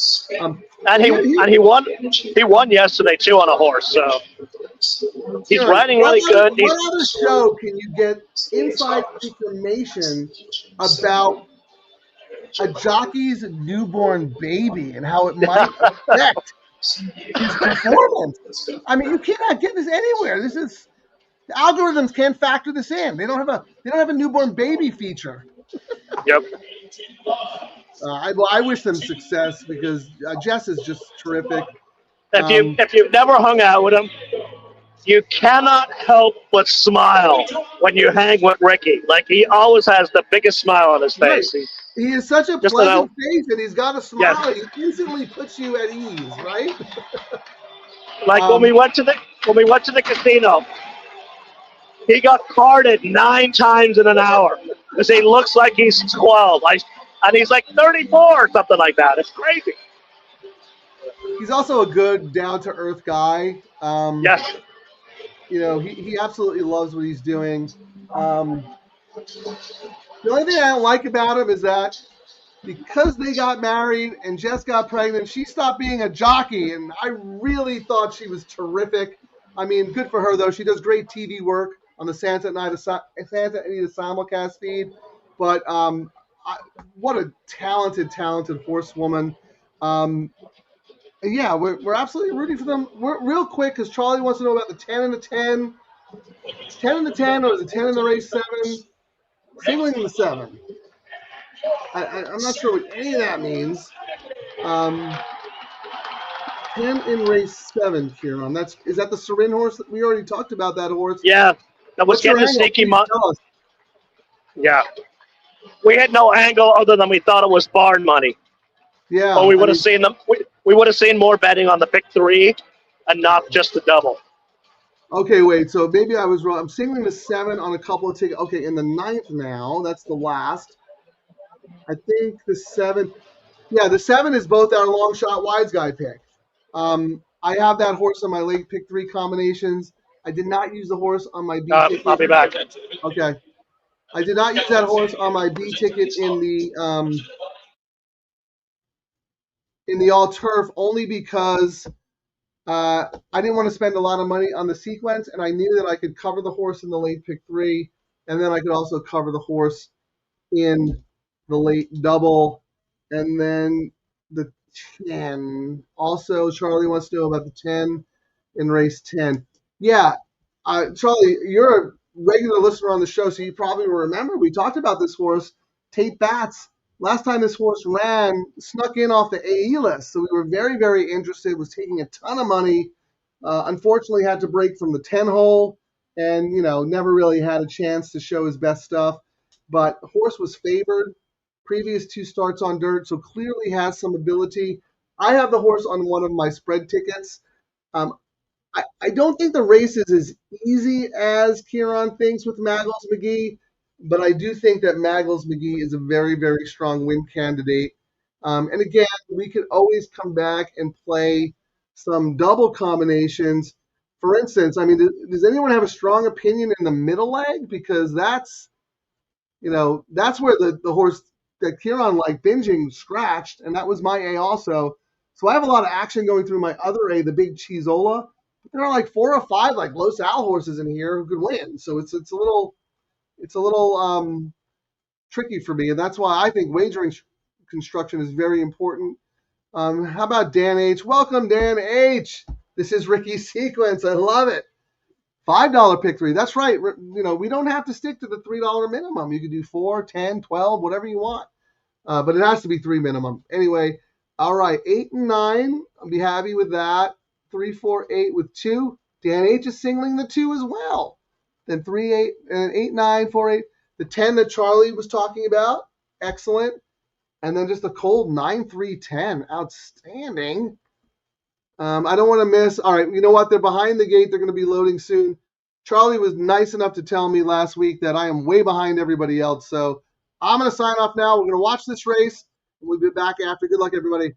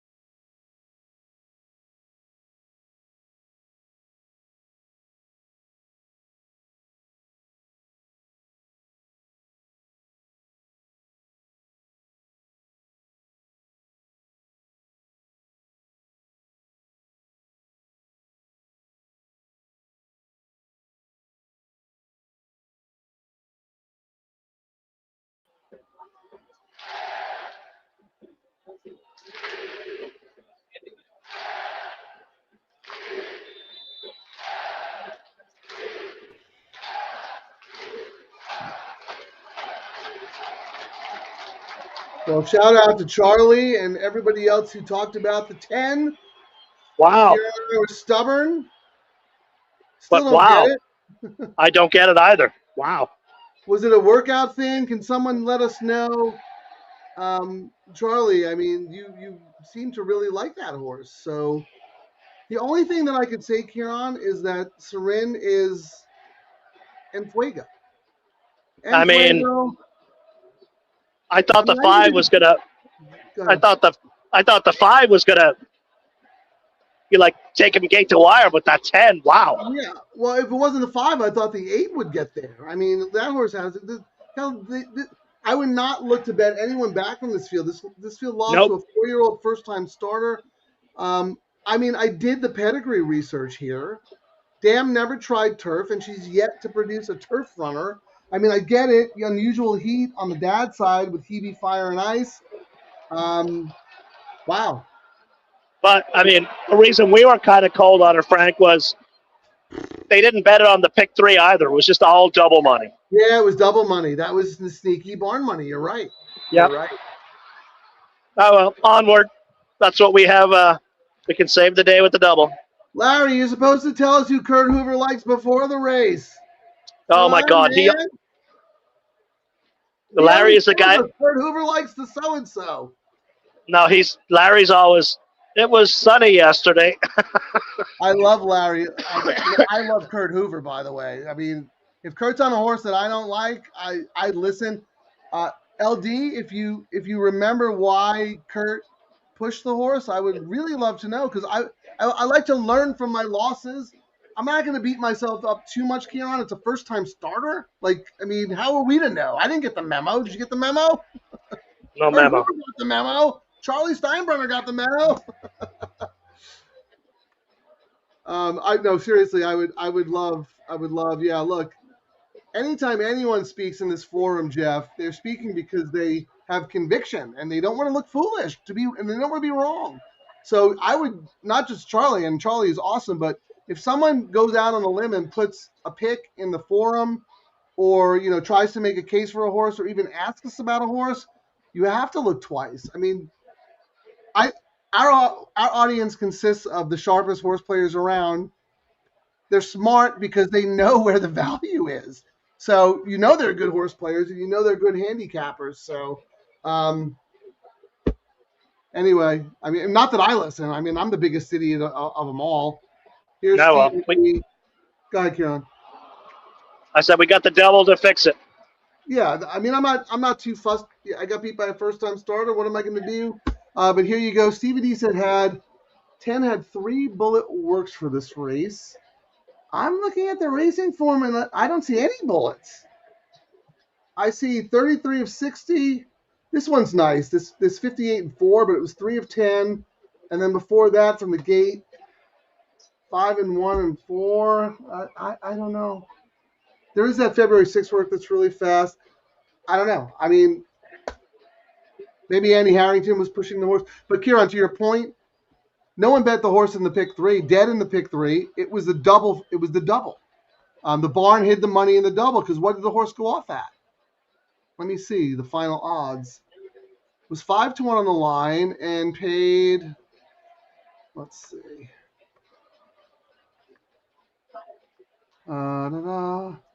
Yeah, paid $23.60. And the All double. right, Frank. So hold on, let me just see the double real quick. The double only paid $32, Ciaran. Yikes. It must be $23.60 to win. That's crazy. Yeah. Anyway, what do you got? I want to see what the will pays are the probables into the 2. Okay. Well, let's look at the will pays first and see who took the money in the pools. Is that all right? Yes. Okay. All right. So from the horse that Ciaran and I did not have in the previous race, if you have the 8 in this race, I'm sorry, no, the 4. If you have the 4, that is the favorite in double, 68.80. Who is the 4? Alpine Thunder off the claim. Yeah, one last out. Yeah. Yeah. But I mean, I don't know. Anyway, we'll talk about it in more detail. So you got the 4 is the favorite in the will pays, Ciaran, And then you have the 8. So you have the 4 at $68. You have the 8 at $97. That's the Big Cheezola. That's, the horse that I like the best. Big Cheezola opens at 7-5. Wow. Wow, wow, wow. And then everybody else, Ciaran, is kind of dead. So you got $68, you got 97, and then the next one is 198, and that's the 10. Wow. Well, my get out is going to be based on hammering the 2 in the next leg. And before we get to that, can I look at the pick 3 real quick? yes. So in the pick 3, the 4 is the favorite, same as the double, 129, and the 8 is the second choice, 137. Wow, the next closest is 282. The multi see this as a 2-horse race between the 4 and the 8. That is crazy. Before we move on, do you have notes on the 4? I think I have the 4 as a B. Tiago for Capistrano. Tiago, he rides through the claim off a win. That's always a bonus, Capistrano. You got to get a nickname for Lorenzo Capuzano. Just call him Low. But I don't know what his stats are for the jockey, but some of these small stables usually have their go-to guy.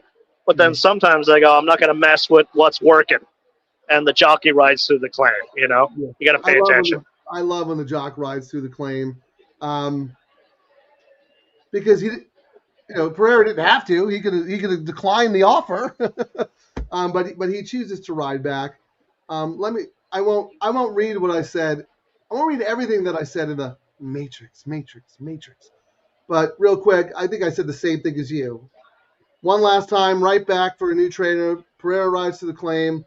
My concern was I thought there would be a faster pace in this race, a little more heat. And, I don't know if he'll be able to repeat that same race. It was kind of like pressureless race. This is 5.5. I know people say, well, he wired them at 6. So, now he's shortening up. No, 5.5 furlong paces are so much faster.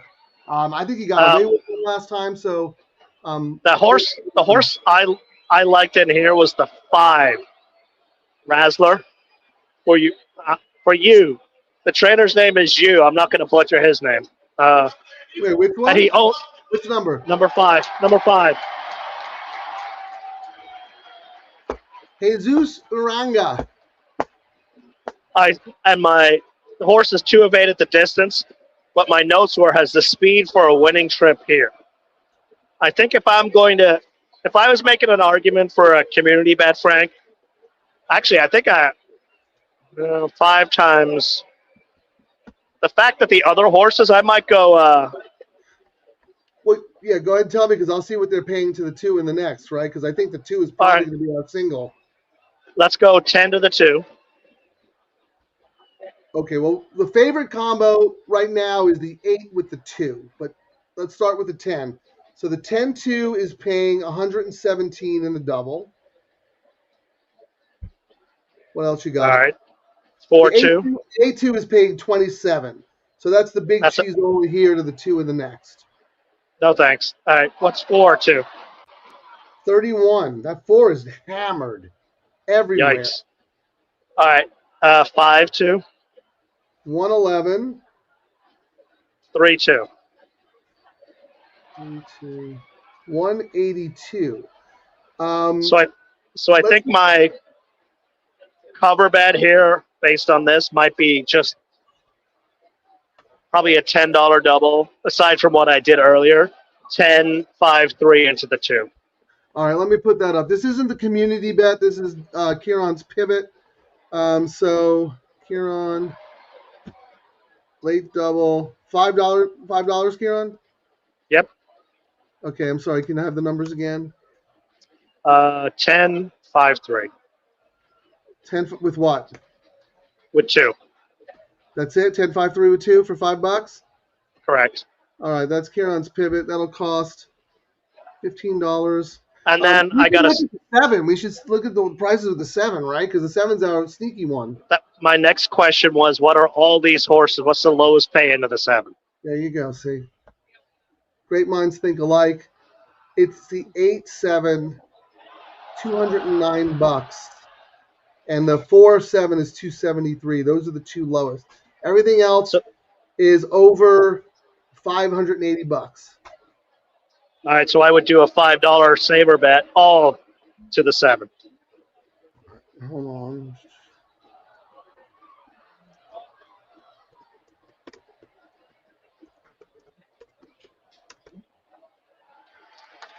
And what sucks, Frank, is you're going to be stuck talking with yourself because I looked at my battery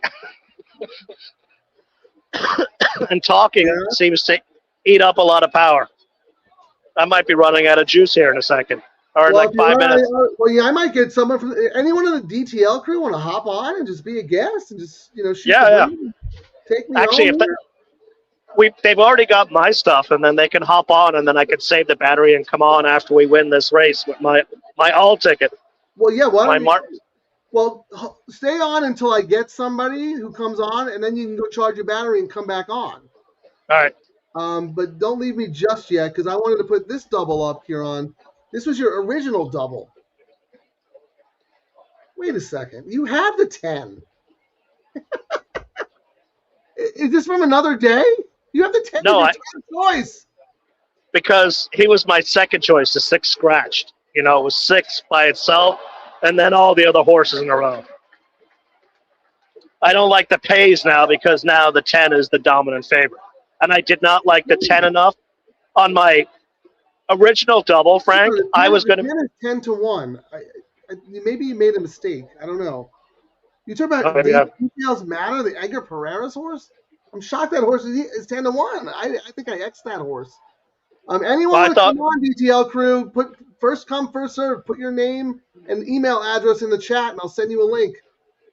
Okay, Ciaran, sorry. My notes for the 10 were bullet work, and in capitals I put big chance. So I don't know what I was thinking, but I handicapped this card.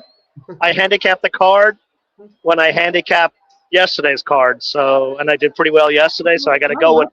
Good for you. That's great. I mean, I think the horse is a price, but is right at the morning line.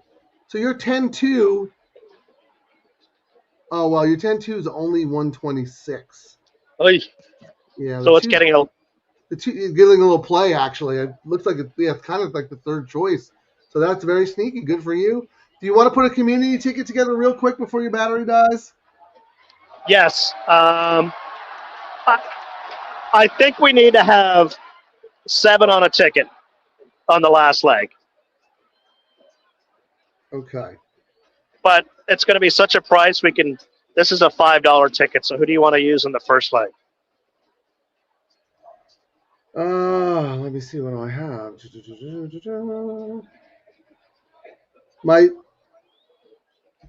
I am so spready here. I'm 8, 4, 2, 3, 5. I want to use the 8-2 combo. I know it's chalky, but $27. I'll play it 15 times. That won't be terrible. Do you have the 4, 2, 3, or 5, or do you like any of those? I love the 3. I like the 3. Dropping multiple classes. Trainers 33% on it. Not a crazy price based on this race. Okay. And so look at the 3-2. And what I will say about the 3, Frank, is that is Radar Rob jumping in my head. It's that under the lights speed that could play well in a race like this, or that Barabbas or whatever. All right. Well, I think we have to use 3-2 is 197, and the 3-7 is 1,000. So we could easily play that. All right. And I'm going to play the 8-7. The 8-7 is 232, and then we got to use my 10 because we took. So you're gonna stand alone on your 10. Is that okay? Okay. Whatever. There you go, guys. You heard the winner is going to be number 10. Yeah, it probably is. And the 4. How about my 2? Do you have anything on the 2 real quick? Bays for a small stable race 6 days ago. Hard pass. Okay, there's the winner. No. Well, if that jockey wins, I'm always going to lose. I don't know what your problem is with it. What about the 3? You have anything on the 3? Oh, We yeah, just talked about we're using the 3. And then the 5. 5, absolutely. Okay. Like the trainer whose name I can't say, I thought has the speed for this type of race. All right. I know you can't type it, so how many minutes we got? We got 9 minutes.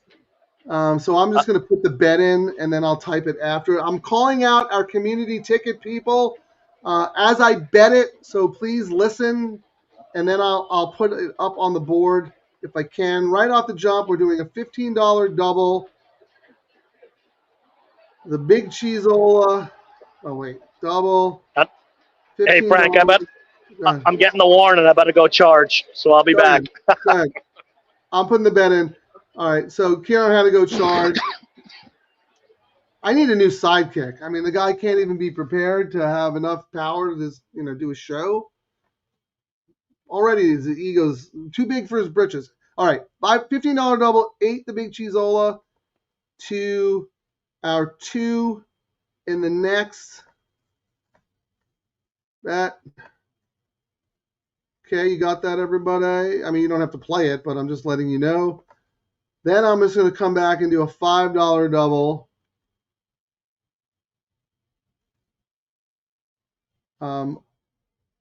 All the ones that we even like remotely like: 2, 3, 4, 5, 8. I'll even use Ciaran's 10. So that's 5, 10, 15, 20, 30 to the 7. Let's try to hit something big in the next. 2, 3, 4, $5 double, 2, 3, 4, 5, 8, 10 to the 7. Trying to win some good money here. Close. And then we want the ones that pay to the 2. Like the 8-2, if you guys, oh no, we already have the 8-2. So now we have to come back and do the 3 and the 5 to the 2. So $5 double. Double. $5 double. 3. I'll go 3, 4, 5. 3, 4, 5 to the 2. Because I don't know. I can't do the 4. I'll just do it. Whatever. 3, 4, 5 to the 2. It's a terrible bet, but because it's not paying well, but we're in the heat of battle here. Okay. All right. Now I'm going to put this up on the screen, and then I'm going to go to the comments, and hopefully I can get someone from the DTL crew on here, and then I'll just pretend that oh, sorry, Ciaran, I didn't see you in the studio. I don't know what happened. All right. So actually, you know what? I'm going to take a screenshot of the bet. Easier than typing out. Sorry, bear with me, everyone. We're a live gambling show. We're gambling. Print screen. Let's see what we got here. Race 8. Here are all the race 8 wagers. I'm sure I missed something, but you guys know what we're talking about and know the horses we like. And let's see if I can share this so everybody can see the bet is in and what to root for. Share screen. Share window. There we go. Share. All right. Can everybody see that? You might have to blow it up. I'm sorry it's so small, but that's what it is there on ExpressBet. Take a screenshot now because I'm going to take it off because I want to look at the tote again. But I think that covers everything. I want it spread to the 7 because those are huge. The only thing I would suggest, like if you want to play this, you have to play the 4-2 enough times to make it worth your while. I'm not in love with the 4, so whatever. I don't want to spend any extra money on the 4. Let's hope it's one of the other ones because those are bigger prices. So there you go. All right, let me remove this. Let me go to let me look at the tote real quick. How much time we got? We got 5 minutes. The 4 is now the favorite. Whatever. Good for the 4. 4 wins, 4 wins. Big cheeseola. Okay. And real quick, the double. Right now, the double combo is still 8-2. Okay. You just got to see my screen, I think. All right, now here we go. I know I sound like a rambling madman, but I'm talking out loud so I can stay on point. Nobody wants to join me? Come on, somebody. You know, we can just talk. We don't have to give anything. There's a little interview. How'd you become a horse player? All that fun stuff. I would love to have one of you guys on or gals on. Ocho, you want to come join us a little bit? Tippy, Stephen D, LD. Come on, LD. You can talk about all your horses and stuff. Tell us who Kurt Hoover likes, what Kurt's ticket is. We were actually talking about Kurt Hoover last night. Terry and I were watching him, and like, him and LD look a little bit like each other, just tiny bit. I love Kurt. I don't know if I've told this on the show, but I've told it many times in seminars and podcasts and whatever. You know, I cut my teeth on New York racing, and when I moved out to, you know, Pete Fornatell and I we'd play simulcast Del Mar after Saratoga. You know, we didn't really know what we were doing, but we were just messing around and having fun. So when I moved out to Southern California and watching, you know, the track feeds and trying to pick up as much information as I could, and Kurt Hoover was the Hollywood Park guy.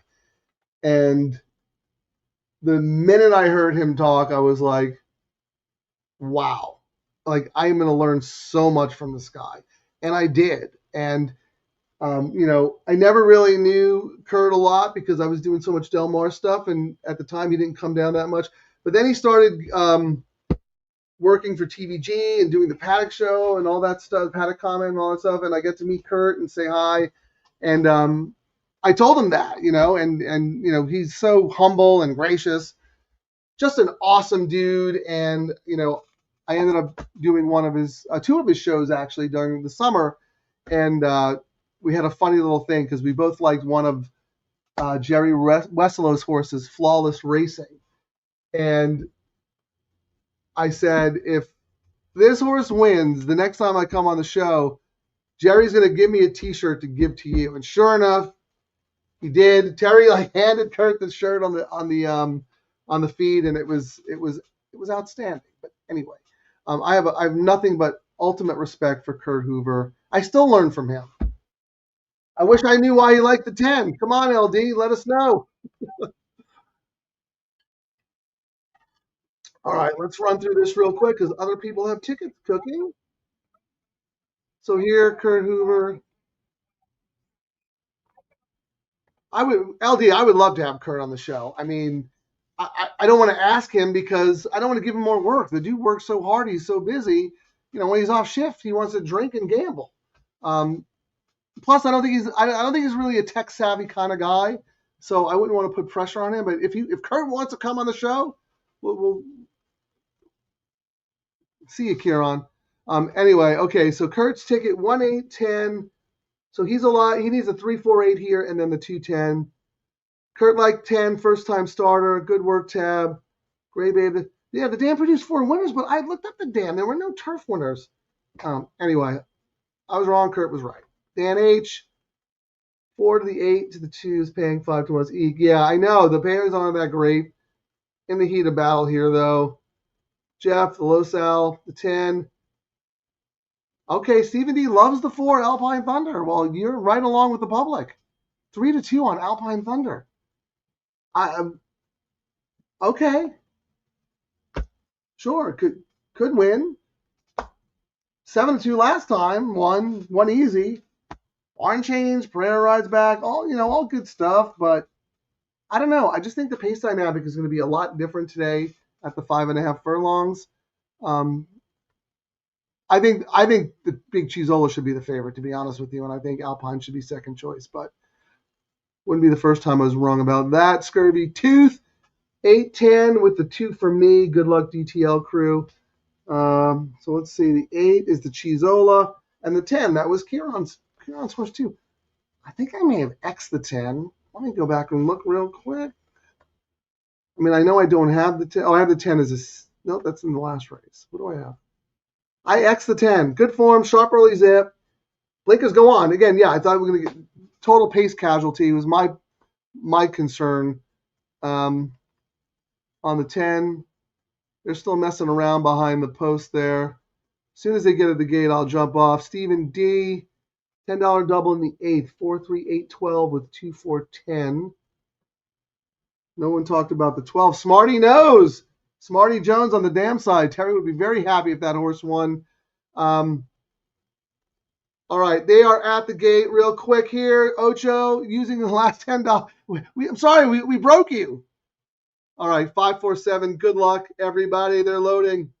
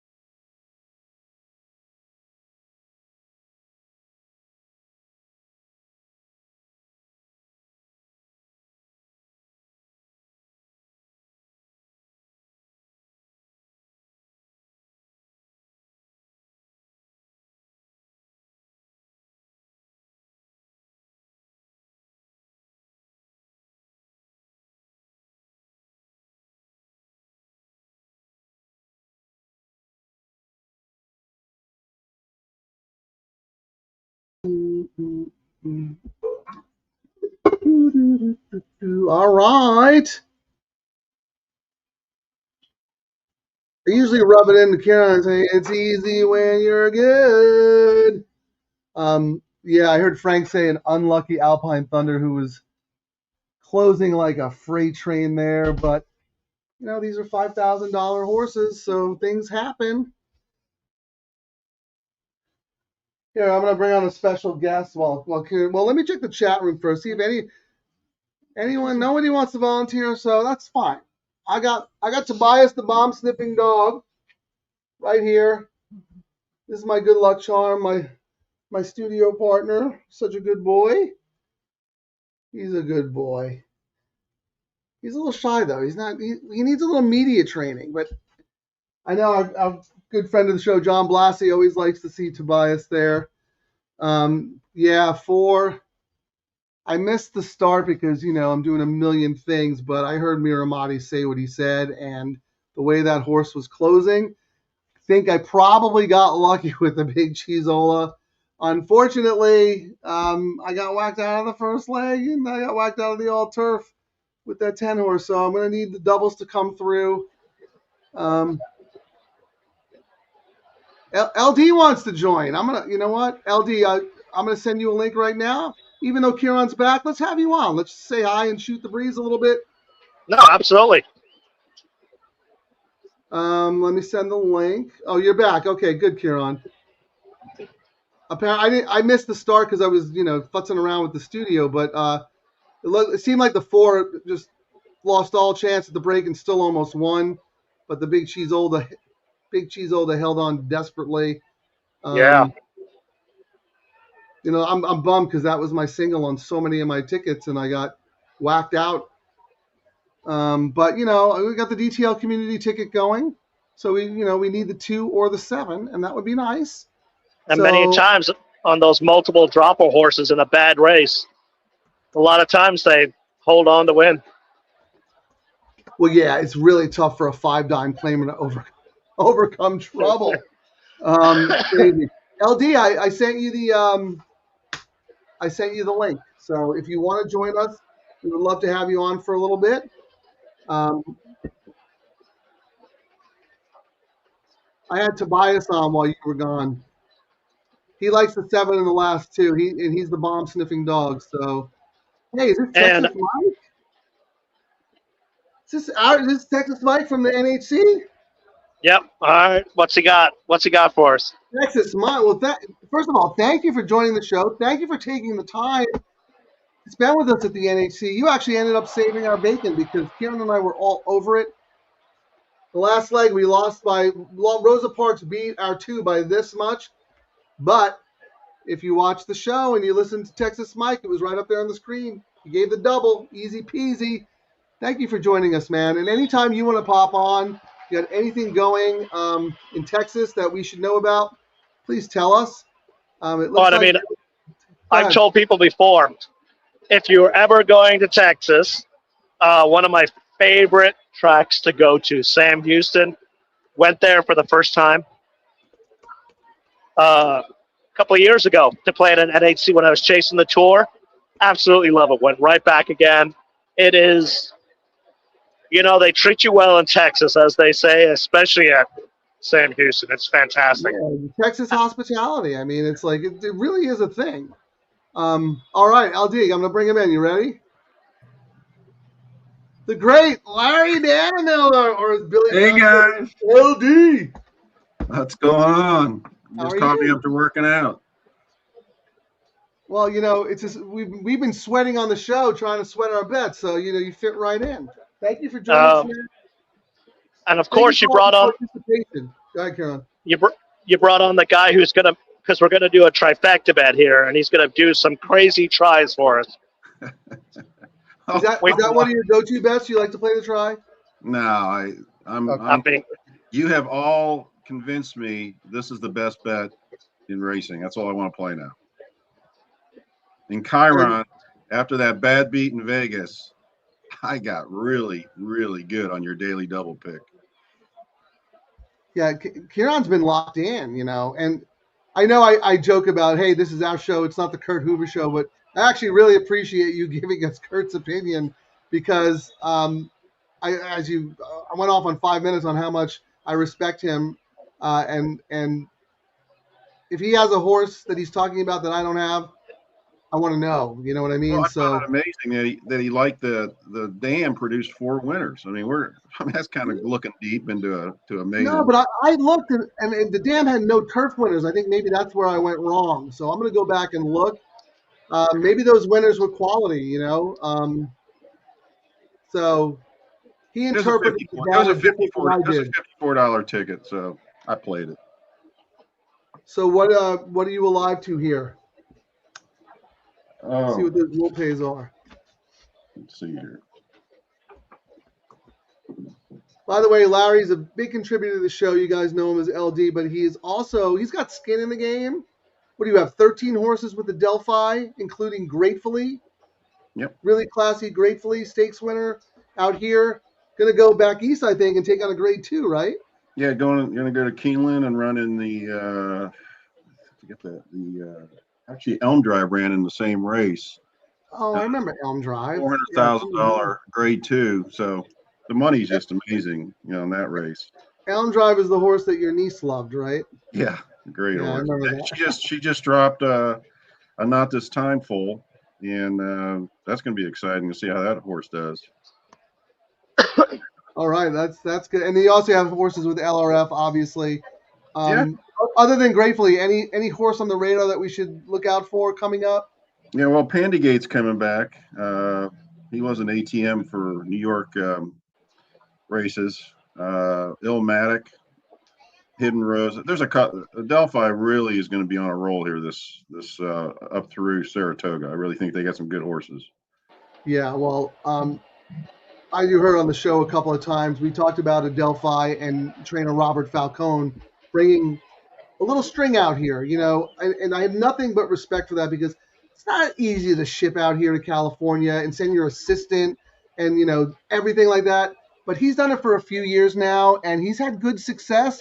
So for him to bring out that classy horse, filly, and let us enjoy her, we'll all be rooting for her in the grade too. So that's going to be exciting. But let's get down to the gambling part. Who you I have 2, 7, 8, 9, 10 here, and I kind of went crazy on a bunch of bets. 2, 7, 8, 9, 10. I got it on the pick 3 and the daily double.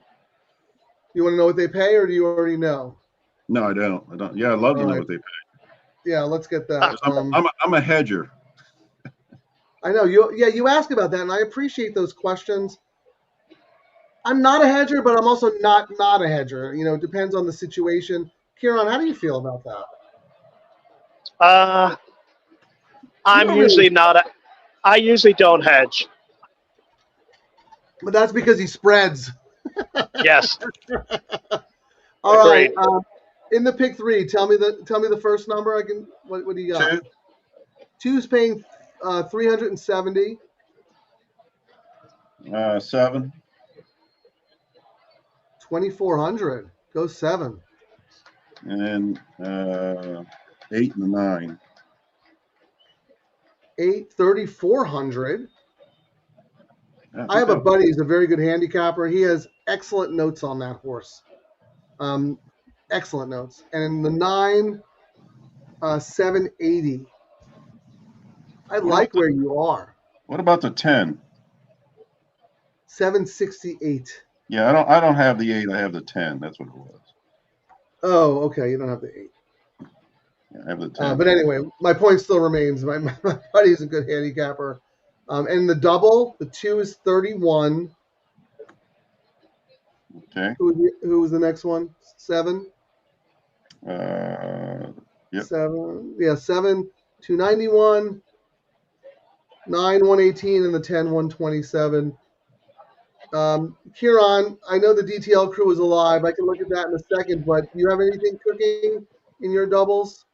I'm pretty sure you used the 8. I did use the 8, but I was degenerating it here while you guys were talking, so I got a ticket for you. I'm trifecting. I don't even care what the pays are. You ready for my ticket? Well, can I look what the pays are? Because I care. I might piggyback you. All right. Go ahead. One combo. Give me a combo. First place 2. Okay, 2 with 5-7 or 7-5. Okay, 2 with 5 with 7. Now, mind you, this is for $2. Okay. 2 with 5 with 7 is $550. Okay. And 7-5 is 583. Perfect. All right. I'm doing that for 3, so it's a $6 ticket already done. Next one, Frank. So hold on. Let's do. That's where you're king. 2 with 5 with 7 and 2 with 7-5. Yep. Okay, I like that. Wow. You'll have And to then talk about Lady Ruth, but what do you want to know next? we're gonna do 5 with 2-7. Okay, 5 with 2 with 7 is $1,400 for $2. Don't need to look at the other ones because what I'm doing on this one, it's a $2 trifecta. 5-7 over 2-5-7 over 2-5-7. That's a $8 ticket. Well, now we have to talk about the 5 because I don't know where this 5 came from. We talked about this race ad nauseum and no one ever mentioned the 5. So please tell me why. Here's what I got. Lady Root, 30-1. Dumoro for a small stable that has big numbers, first-time grass, 33%. First-time routing, 26%. Off the bench, 23. And Demoro was enticed to ride. Don't toss, especially at this price. That's what I wrote. Okay. What price? Let's see what price the horse is. Yeah, 37-1. Let me check the will pay, see if any sneaky money came in on that. The 5, right? So the double to the 5 is 812, and then 10,000. No money. No money. But doesn't matter. Oh, look, we're in carryover. Bunch of carryovers in the pick 6. But I mean, I'm looking. The 2 and the sorry, Ciaran. Real quick, the 2 and the 10 are the only ones that are paying. Yeah, I mean, I was looking at trifectas, and it's all about the 2, so I single them. And then I got some spready tickets, and then I came back with another $1 trifecta. That's I'm spending $40 on this ticket, Frank, total. And the last ticket I'm doing is 257 over 257 over 257 10 11. So I'm hoping to get some prices under my 2, but if chaos happens, I'm hoping I pick the right lottery numbers, Well, you can tell that Ciaran had 2 very good gambling days in a row because he's ready to give it all back. It's not the trifecta show. This is not the triple trifecta trouble show. Real quick though, Ciaran, with the 2 on top, the favorite combo in the trifecta is 2 with 9 with 10, and that's paying 45 for 2. So that's an underlay. I mean, Peter Miller doesn't win. Yeah, he's ice cold. I mean, the jockey is one we've said to watch, but yeah. I would let that Miller, tape all day. Have to work out a trip from out there. Correct. That's what I was thinking too. You don't want to throw your buddy. You don't want to throw your buddy Hector Barrios in on the 4. Say again, Larry. I'm sorry, I was talking over you. Throw in the 4, Hector Barrios, end your weekend. Hattie is just so cold. I think that horse is sneaky, Larry. I actually made that horse a B. What's that? I liked that horse last time, and the horse just had no chance. Disaster of the trip. Paying the daily double. I added it on my daily double ticket just because the jockey trainer combo. Yeah, I actually had that horse as an A last time, and at the same level and distance, the horse was 7-2. What are you getting today? 8-1. What's the double pay? Yeah. I'm going to sit chilly with what I have. I mean, I'd be very happy if I cashed a ticket because I had nothing on that 10 horse. That 10 knocked me out of everything. Came back in the double, great, but if the 2 wins, we're not looking at that much of a profit. But if the 7 wins, I mean, that could be nice if the 7 wins. So what are we looking at will pays on the double 31? What did you end up doing that ticket for, Frank? I took a screenshot. Hold on 1 second. Real quick, though, on the all-turf pick 3, thank you, RDW. The 5 horse is paying 10 dimes. I hope you have it because we don't. Let me see here. I spent $60. Do you want me to share the screen so you can take a picture, or you want me to just tell you? Just tell me. You don't care. Winning ticket. $5 double, 3, 4, 5 with 2. $5 double, 2, 3, 4, 5, 8, 10 with 7, and then $15 8, 2. So we're alive to the 8. I'm sorry, we're alive to the 2 3 times. We're alive to the 7 once. So that's it. But we spent $60. No, profit, which is what it's about. Still 10 minutes to post here.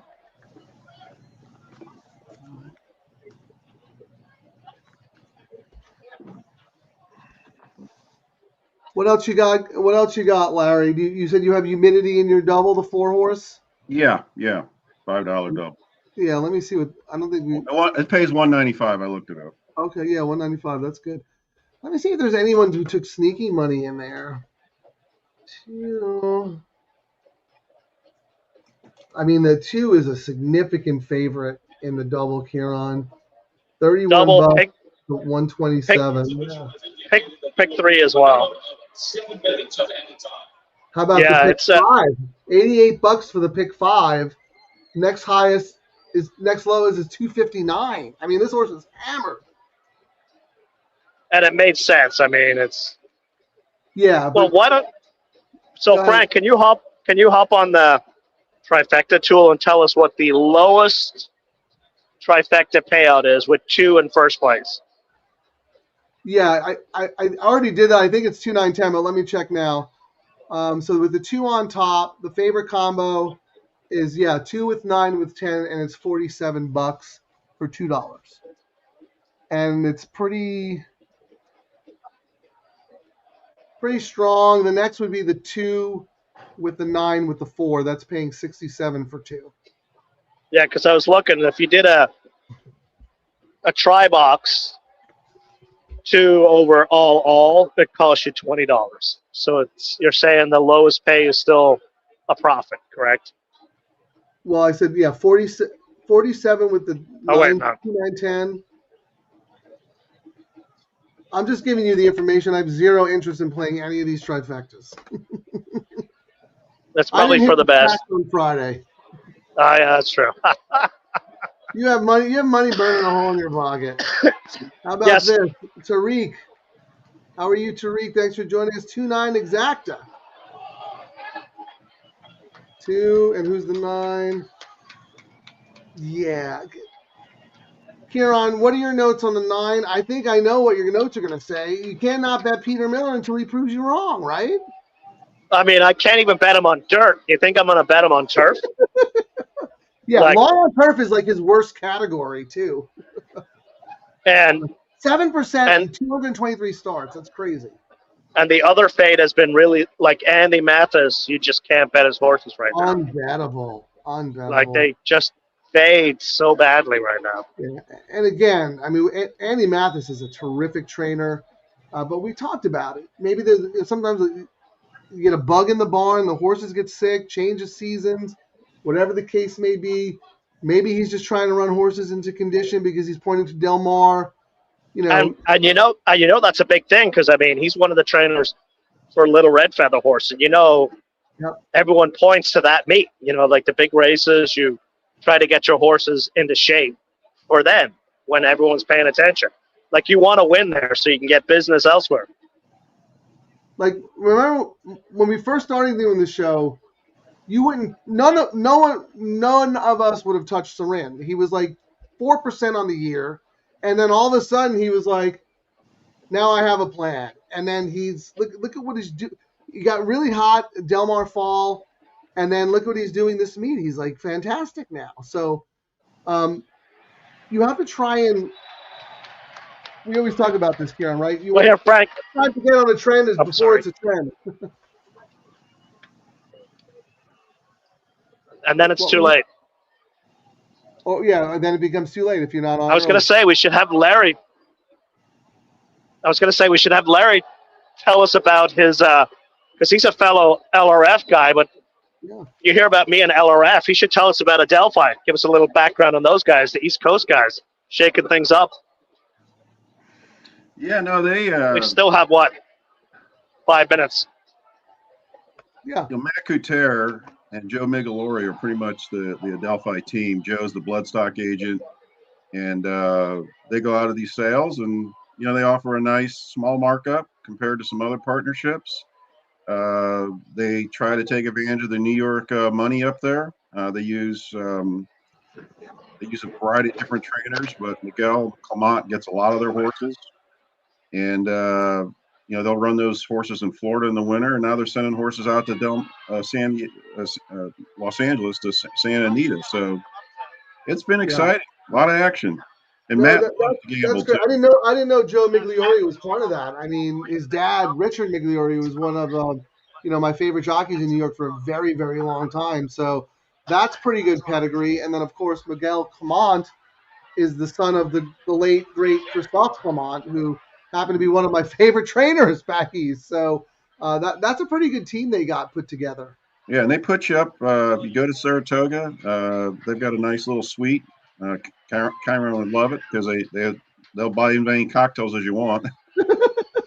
But they have a nice outfit. And Joe, he's very approachable. He'll sit and talk to you, talked about his dad. I was asking about all the injuries and what it was like growing up as a kid around him, and how he picks horses and what's he think of dams that have never won when you're buying a $300,000 horse. It was really an interesting conversation. Great bunch of people. And again, between Little Red Feather and Delphi, the communications that these two outfits provide are off the charts. That's what I was going to say. I think a lot of owners get frustrated because they're spending all this money, but they don't know what's going on. And I'm not blaming trainers for not being good communicators because they're horsemen. They communicate with the horses, right? So it's nice to have a syndicate, where you have Billy and Gary communicate, keep everybody in the loop, and then same thing with what Adelphi is doing. Having Joe Migliori's opinion has to be extremely valuable because, he grew up like at the racetrack. His dad, like I said, is one of my favorite jockeys, and he's super knowledgeable. So that's great that Joe's part of the team. And I've seen some clips with him either being interviewed on X or on maybe sometimes on the Naira, the Naira feed on Fox or whatever it is, America's Day at the Races. And yeah, extremely knowledgeable. And he knows the information that guys like us don't. Well, we're the gamblers. But if we hear a horse has an issue or whatever, you need someone to explain it to us like we're 3 years old, right? Exactly. And the level of people in these partnerships are newbies to experts, and the camaraderie in these. It's just a fun. It's tough to make money with them, but I had one that just sold ice cream Uscream for $1.5 million, and that paid for about all my Little Red Feather horses that weren't any good. Grade 1 winner, right? Delmar Oaks. I shut down the Pamplemousse that night. That was awesome. Remember, you almost weren't going to come because I think you had a golf trip or something, and I was like, Larry, I'm not looking to convince you, but I'm just going to say, owners don't have many chances to win a grade 1, especially at Del Mar. Do you know that Del Mar Oaks is the only turf grade 1 at Del Mar? No, no. Only one. And she was a monster. She was gonna win, and you're like, you know what? You're right. And you came out and she won, and that was it. When you have a trainer in Sam Houston, been in the sport 40 years on the Texas-Oklahoma circuit, say that he hasn't even won a grade 2, and to sit there and say that you won a grade 1, there's only like 12 of them, I think, in the United States. It was a check the box moment. Hey, I'm just gonna tell you real quick how I hedged here, just so you know. Yeah. I played like $10 to win on the 3. 10 to win on the 5. It was like $30 to win on the 8, and like $25 to win on the 11. And that pretty much make me break even if I lost any of these. That's just how I did. Do you do that all yourself? Because I know Amwager and maybe some other places have a Dutch or a hedging tool that you could use that would really help you out. But I think you got the math brain, so you probably figured the numbers out yourself. Yeah, I just figured it out in my head. Yeah. But I know some players who use that Dutching tool where you can put in an amount and give them the horses, and they'll scan the tote and tell you exactly what you need to bet on each horse to hit your target number. It's really interesting. Like I said, I just think you put all this brain power into it. These aren't big numbers. I probably shouldn't have hedged it, but yeah, I just hate saying I'm $400 or $500 stuck, and I could have got it back just with a $50, $70, $50, $100 a hedge. Yeah, that's what I said. I was like, hedging is situational. It's like, if you think it's an easy way to get your money back, break even, maybe make a little profit because of how your day went, nothing wrong with that. If you're looking at stacks and you don't have horses that can really mess things up, it's worth it too. But they're going into the gate, so we're gonna duck out. Okay. Larry, thank you so much for joining us. Really means a lot, all the support you give us. The 7 wins, we're going to the Pamplemousse on me. There we go.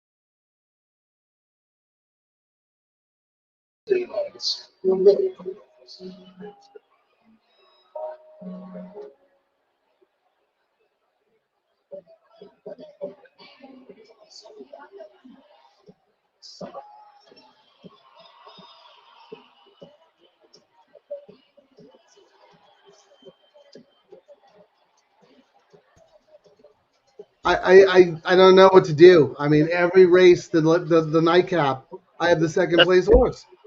The two looked loaded, but of Loaded! course,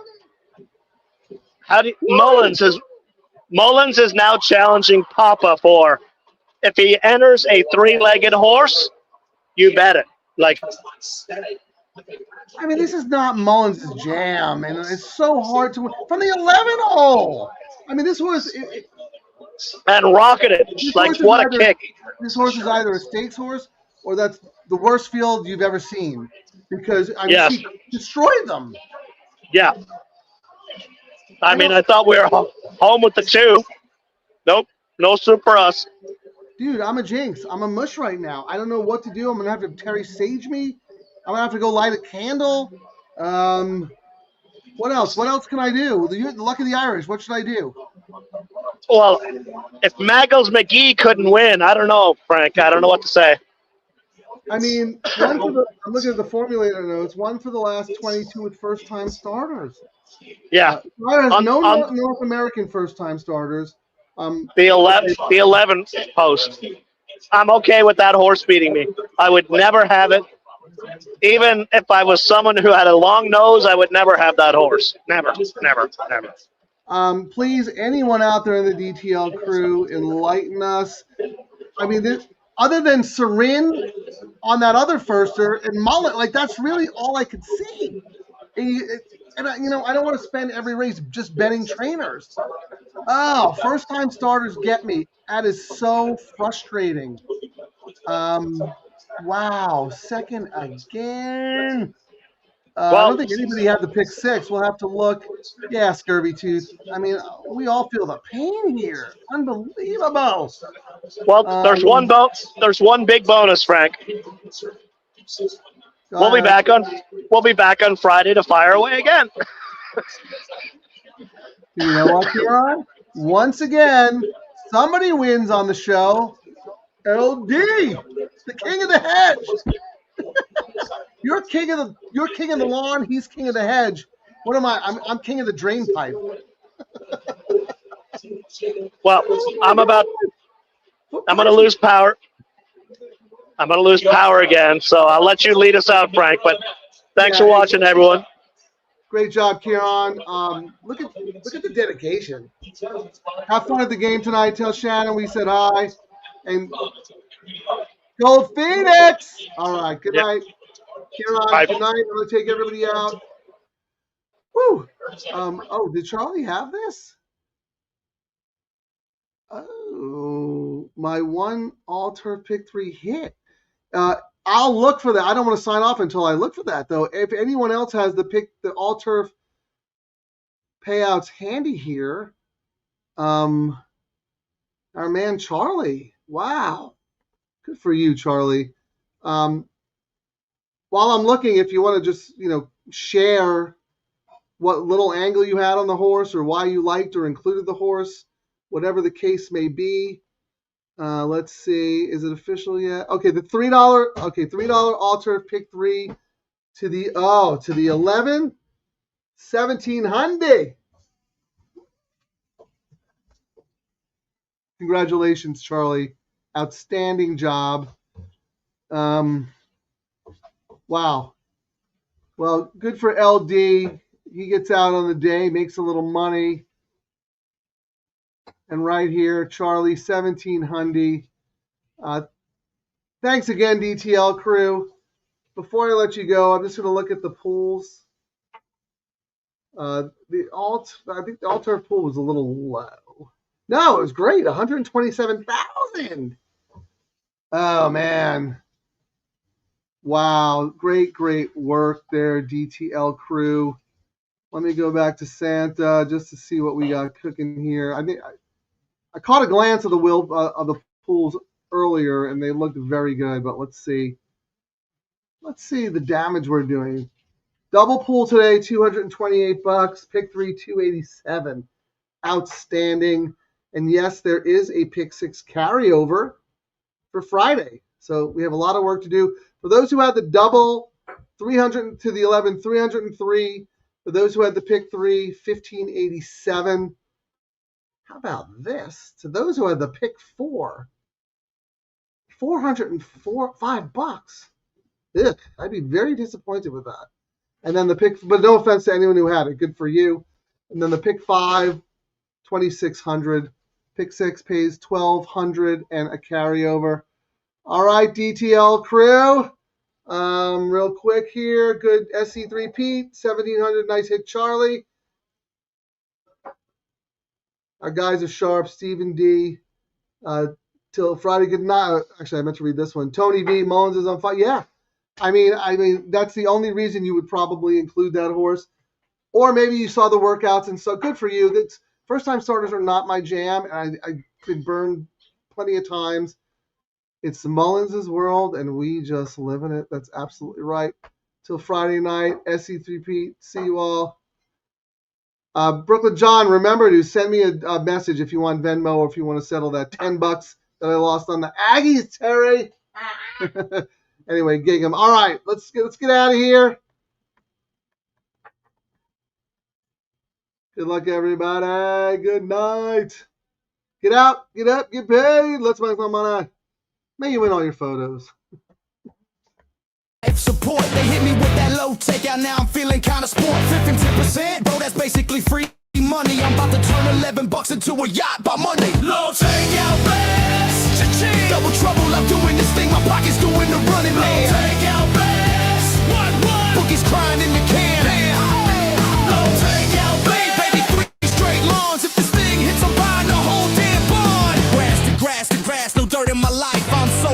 turf, I might start photosynthesize. Santa Anita, low takeout, got me acting unwise. Told my wife, babe, I'm rich, now she want alimony twice. Double trouble on the mic, we causing the scene. Low takeout, let's all turf and retirement dream. If we hit this pick 3, tell the valet keep the change. We're reading lobster tonight on a $12 range. Boom! Thank you, Santa Anita, good night.